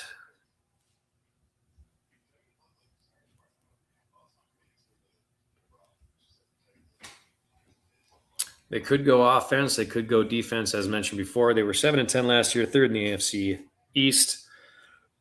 Equally as bad on the offense as on the defense, so they could really go either way. Best guy on my board at this point in time, we're still looking at Keldrick Falk, an edge rusher. They added 2 edge rushers in the offseason. David Ojabo, who is a massive disappointment in Baltimore, and edge rusher Josh Uche. They lost Bradley Chubb, linebacker, so they might go linebacker. Picked up a couple of cornerbacks, so that might not be their highest priority. If they did want to go linebacker, obviously the best couple of linebackers are already off the board. Arvell Reese, Sonny Styles, those are number 1 and number 2 for me. Not too far down after that is Anthony Hill Jr. from Texas.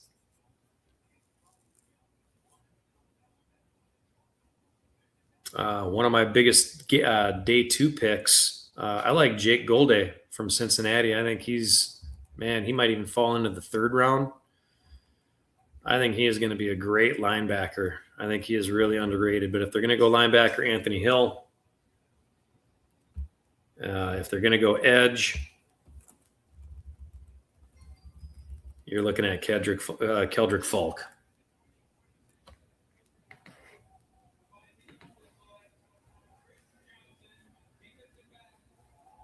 And they decided to go cornerback, Chris Johnson. So kind of a questionable move, I guess. Chris Johnson. I don't even think he's the best cornerback on the board right now. Holy cow. Mansour Delane was my best. And then Evian Terrell from Clemson, Colton Hood, Jermod McCoy, and then Chris Johnson. I don't know what this is. That's a terrible pick. I don't know. I don't like it. I don't know where they're getting their info from, but man, this kid was not as good. He was not on my big board. I had Jermod McCoy was my best cornerback. Oh, no, Colton Hood I had at 23. Man, Colton Hood's better. Jermod McCoy. Chris Johnson I had at 34, but he had a couple of cornerbacks above him. That's an interesting pick. Not a fan.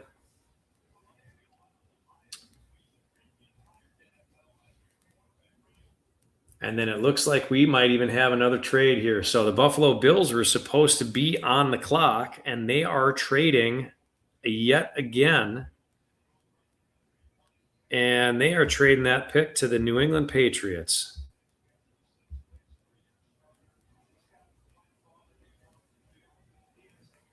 So let's get to the Patriots. Patriots 14-3. Their pick is in already. So we're going to try to scooch through this as much as we can. First in the AFC East, first in the AFC. You saw him in the Super Bowl.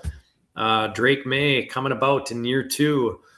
Finished 14-3 last year, and their offense and their defense was both equally good. Offensively, they were second in points, third in total yards, fourth in passing yards, sixth in rushing yards. Defensively, they were fourth in points allowed, sixth in rushing yards allowed, eighth in total yards allowed. The only thing that they were really bad in, they were tied for 22nd overall in team sacks. Key additions to that team, edge Draymond Jones, they got from Baltimore, probably their best player on that defense last year. They also picked up a couple of safeties, Kevin Byard III, Mike Brown. They grabbed linebacker KG Britt, cornerback Kendall Vildor, but they had some losses as well. Defensive tackle Karis Tonga went to Kansas City. Edge Chason went to Washington, and now their pick is in, so let's see what they got.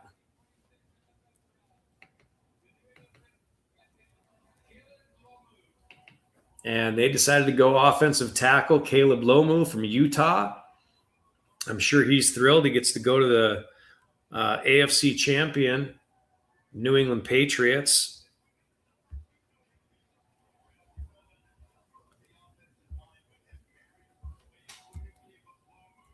Caleb Lomu, I believe he was the next one on. Yeah, he was actually, shoot my rankings.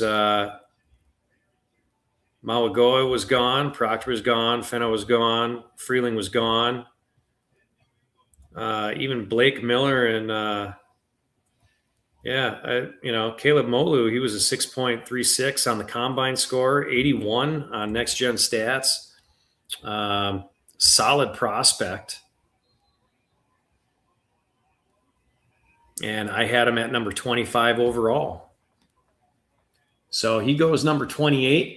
I think that's a solid pick because I had him at 25. I'll take that.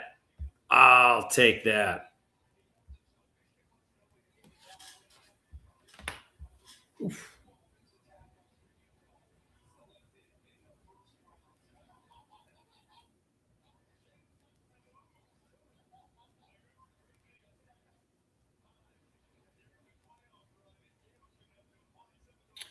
So at left tackle, the Patriots have Will Campbell.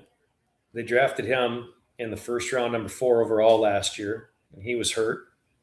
I don't know if they're real confident in that anymore. And then the right tackle is Morgan Moses. And Morgan Moses, former Raven, former Jet.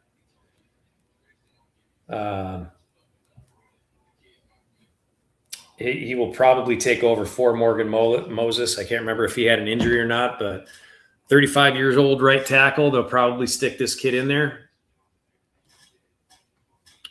Number 29, that pick is coming in right now, and that is the Kansas City Chiefs at number 29.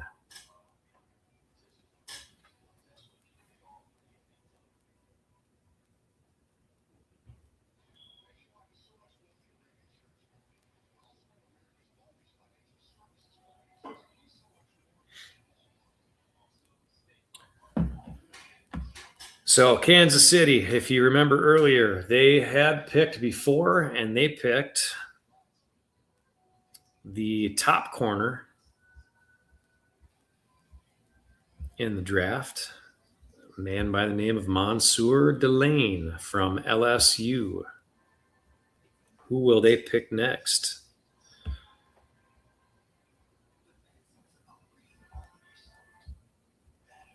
Kansas City finishing 6-11 last year.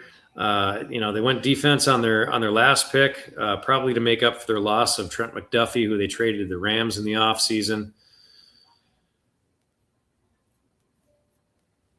Or the fact that they lost Jalen Watson to the Rams. Maybe because Brian Cook, safety, went to Cincinnati. Needed some stuff in the backfield there. But honestly, I think what their biggest problem is going to be is offensively. Rushing yards, they were 25th last year. Points, they were 21st last year. So let's look at offense here. Who's the best guy on the board that Kansas City can take? Because they've already picked a cornerback.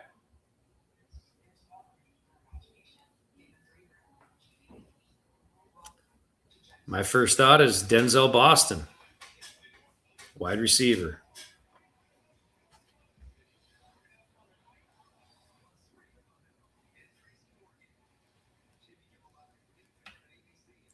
Kansas City's wide receiver room, Rashi Rice, Xavier Worthy, Tyquan Thornton, which nobody seems to like. And then after that, you got old man Travis Kelce. So I think it's time to get some better weapons in that offense for Kansas City. You're going to have to keep up with young guns in Denver, Bo Nix. You're going to have to try to keep up with Chargers. I'd love to be able to say you're going to have to keep up with the Raiders, but I don't think they're going to be too much of a scare.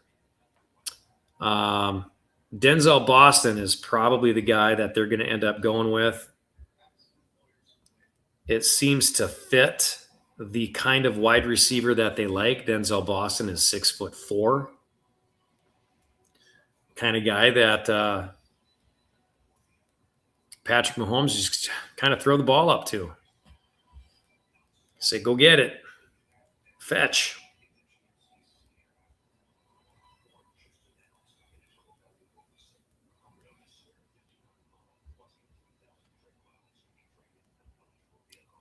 They lost Hollywood Brown, not that he was a big wide receiver threat in the offseason. Picked up Nico Remigio.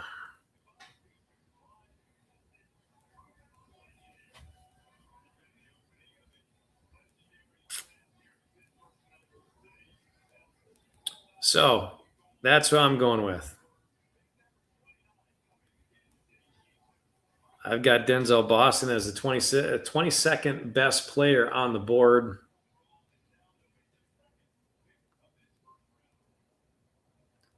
Go cornerback, go wide receiver. Worry about the trenches later.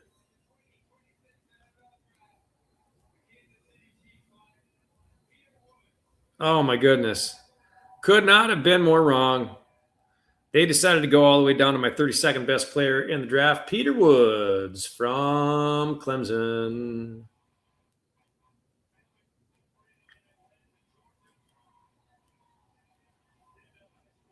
Peter Woods, not going to lie, I was kind of hoping that he was going to be there in the second round for the Baltimore Ravens. That is a damn shame.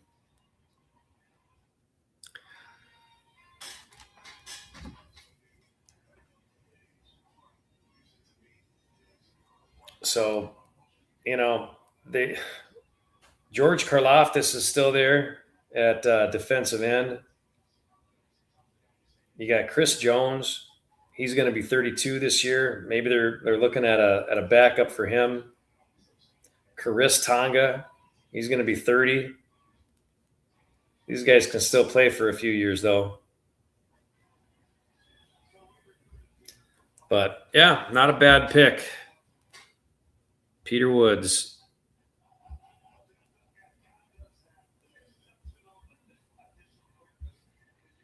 As far as defensive tackles go, I didn't have him as my number one guy.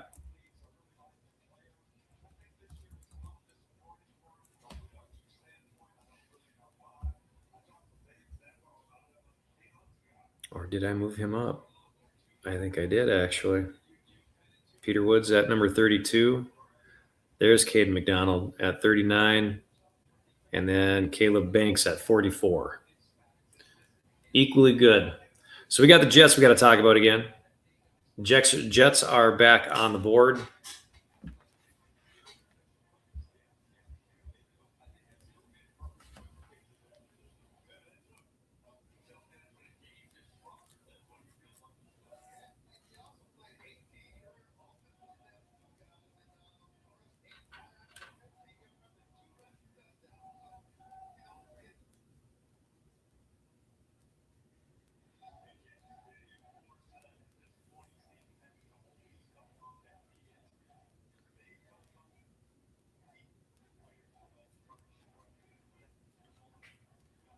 So the Jets are back on the clock again,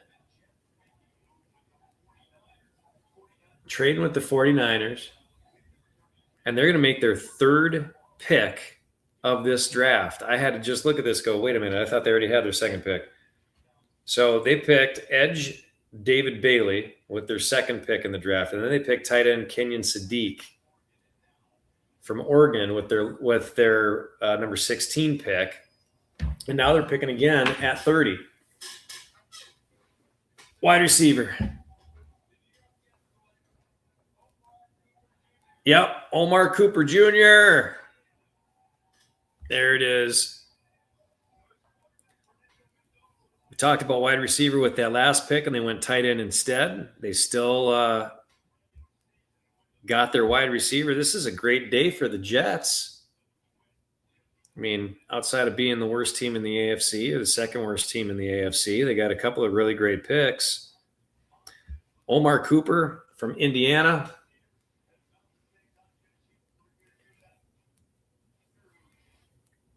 Six-foot wide receiver.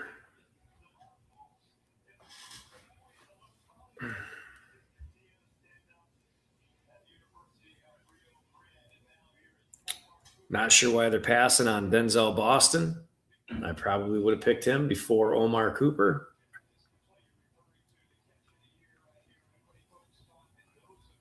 You know, he can go up and he can catch. There's no doubt about that.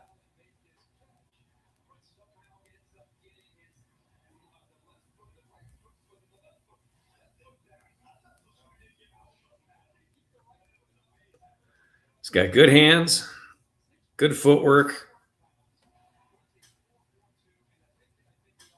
He's fast.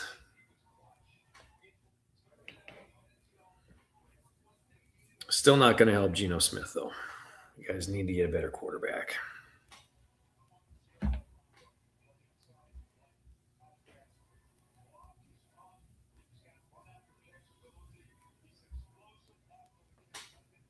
But two pieces to that offense is a very,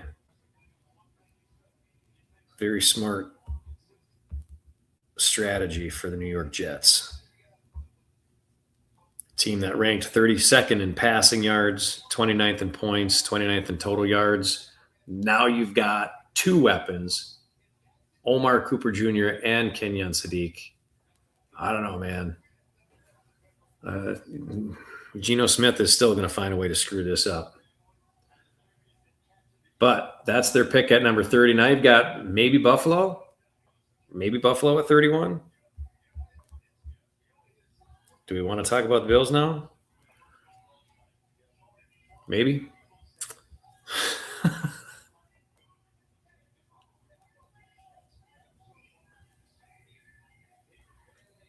Yeah, good draft for the Jets so far. They're all in. They're utilizing some built-up draft picks, getting some semi-talented, good talented players, I guess. They've got to be happy. They're celebrating in New York. They have to, though, because you got the Bills who are picking next. No, they're not. Stupid Bills. They're trading to Tennessee now. So Bills trade again.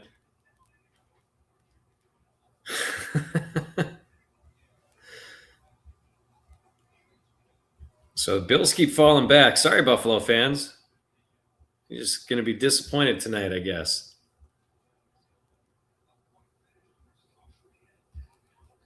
So Tennessee Titans went Carnell Tate with their first pick.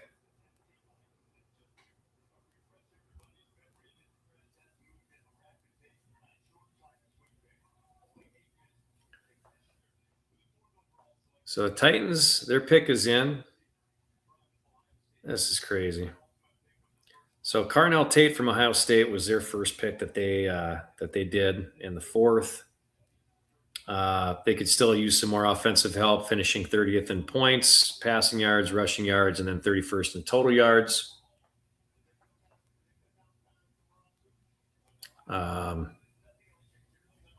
Boy, their defense wasn't that much better. Points allowed, they were 28th. Passing yards, 23rd.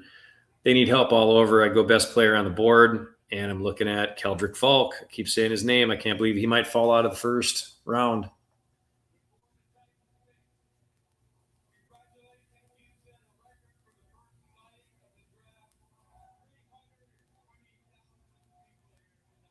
Oh, 320,000 people in Pittsburgh watching the draft. It's pretty amazing.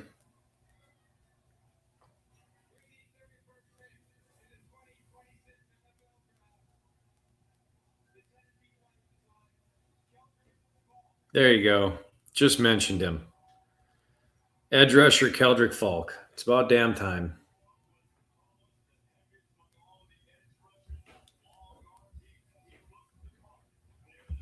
Keldrick Falk with 31st pick. And then you've got Seattle coming up at pick number 32, unless they trade. Keldrick Falk, man, they had, tell you what, that's a great draft for the Titans. Good picks for them, too. AFC is getting better.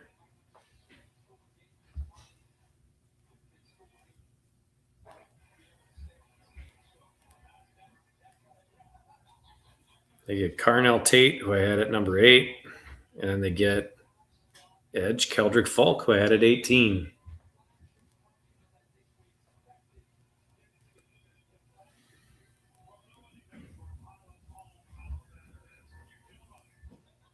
Last pick of the night coming up. Does Seattle keep it or do they trade it?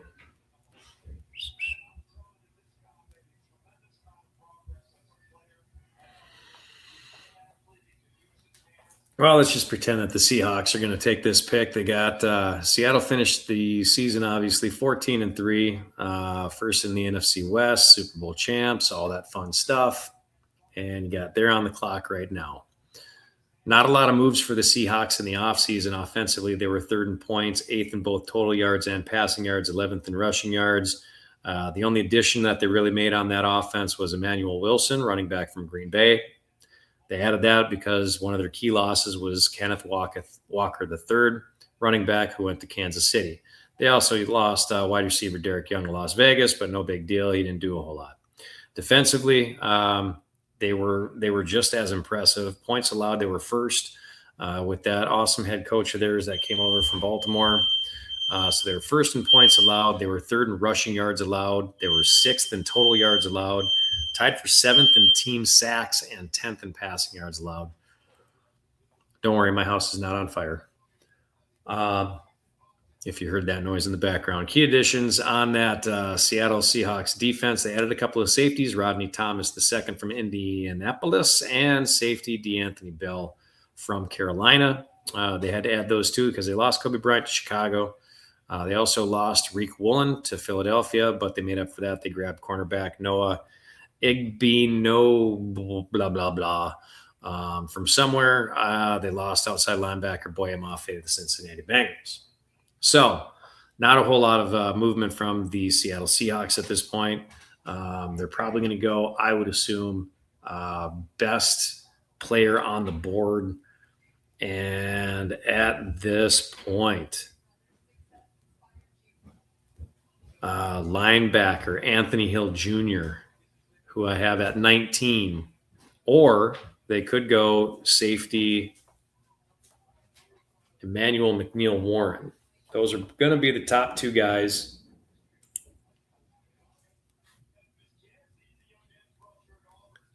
If they don't trade back. And I'm going to say probably linebacker over safety.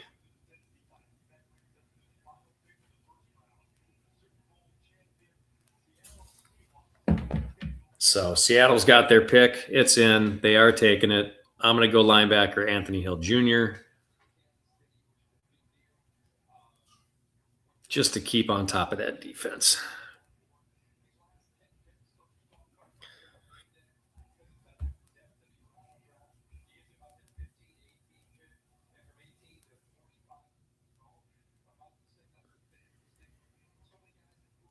And I see somebody said the Steelers selected Arizona State offensive tackle Max Ihianachor at number 21. And that was a stupid pick. Is basically what we're hearing. Steelers are on the phone with Mackay Lemon at number 21, and then the Eagles traded up number 20 and selected him. So thank you, Philadelphia. Appreciate that.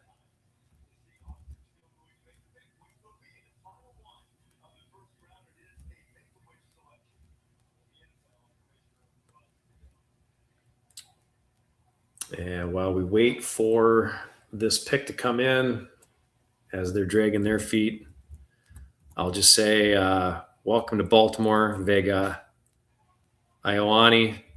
We got one of the cleanest prospects in the class. Sad that we missed out on Ruben Bain. I think he could have probably tossed a coin on either one of those guys, and it would have been a win. So offensive line was the man.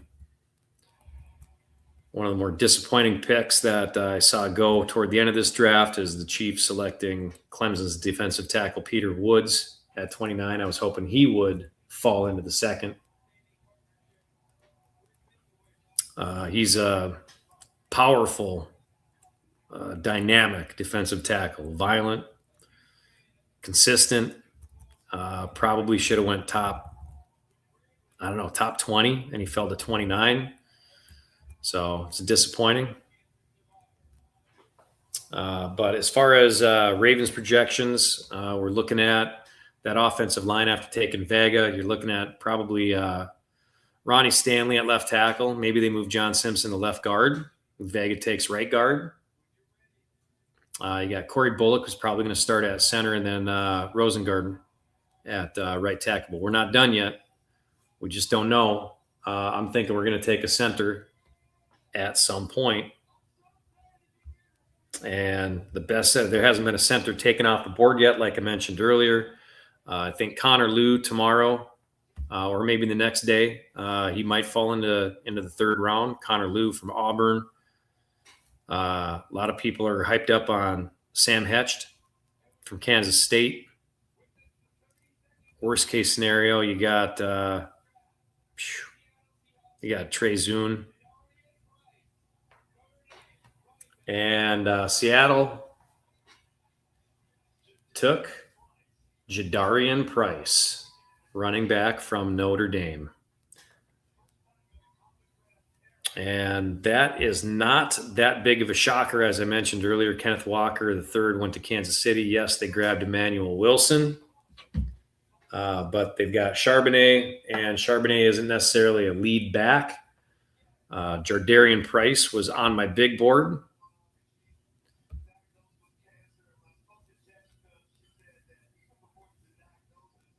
At number 35, they pick him at 32. So I'll take that as a win. Jadarian Price at 35, that's not a bad pick.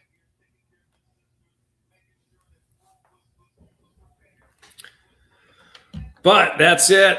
That's all she wrote. It's 10:05 Central Time. We're going to get out of here. I hope everybody had a fun draft, cheering for your team, except for if you're in the AFC North, cheering for Pittsburgh or Cincinnati, who didn't have a draft pick. Good luck in tomorrow's selections and going forward.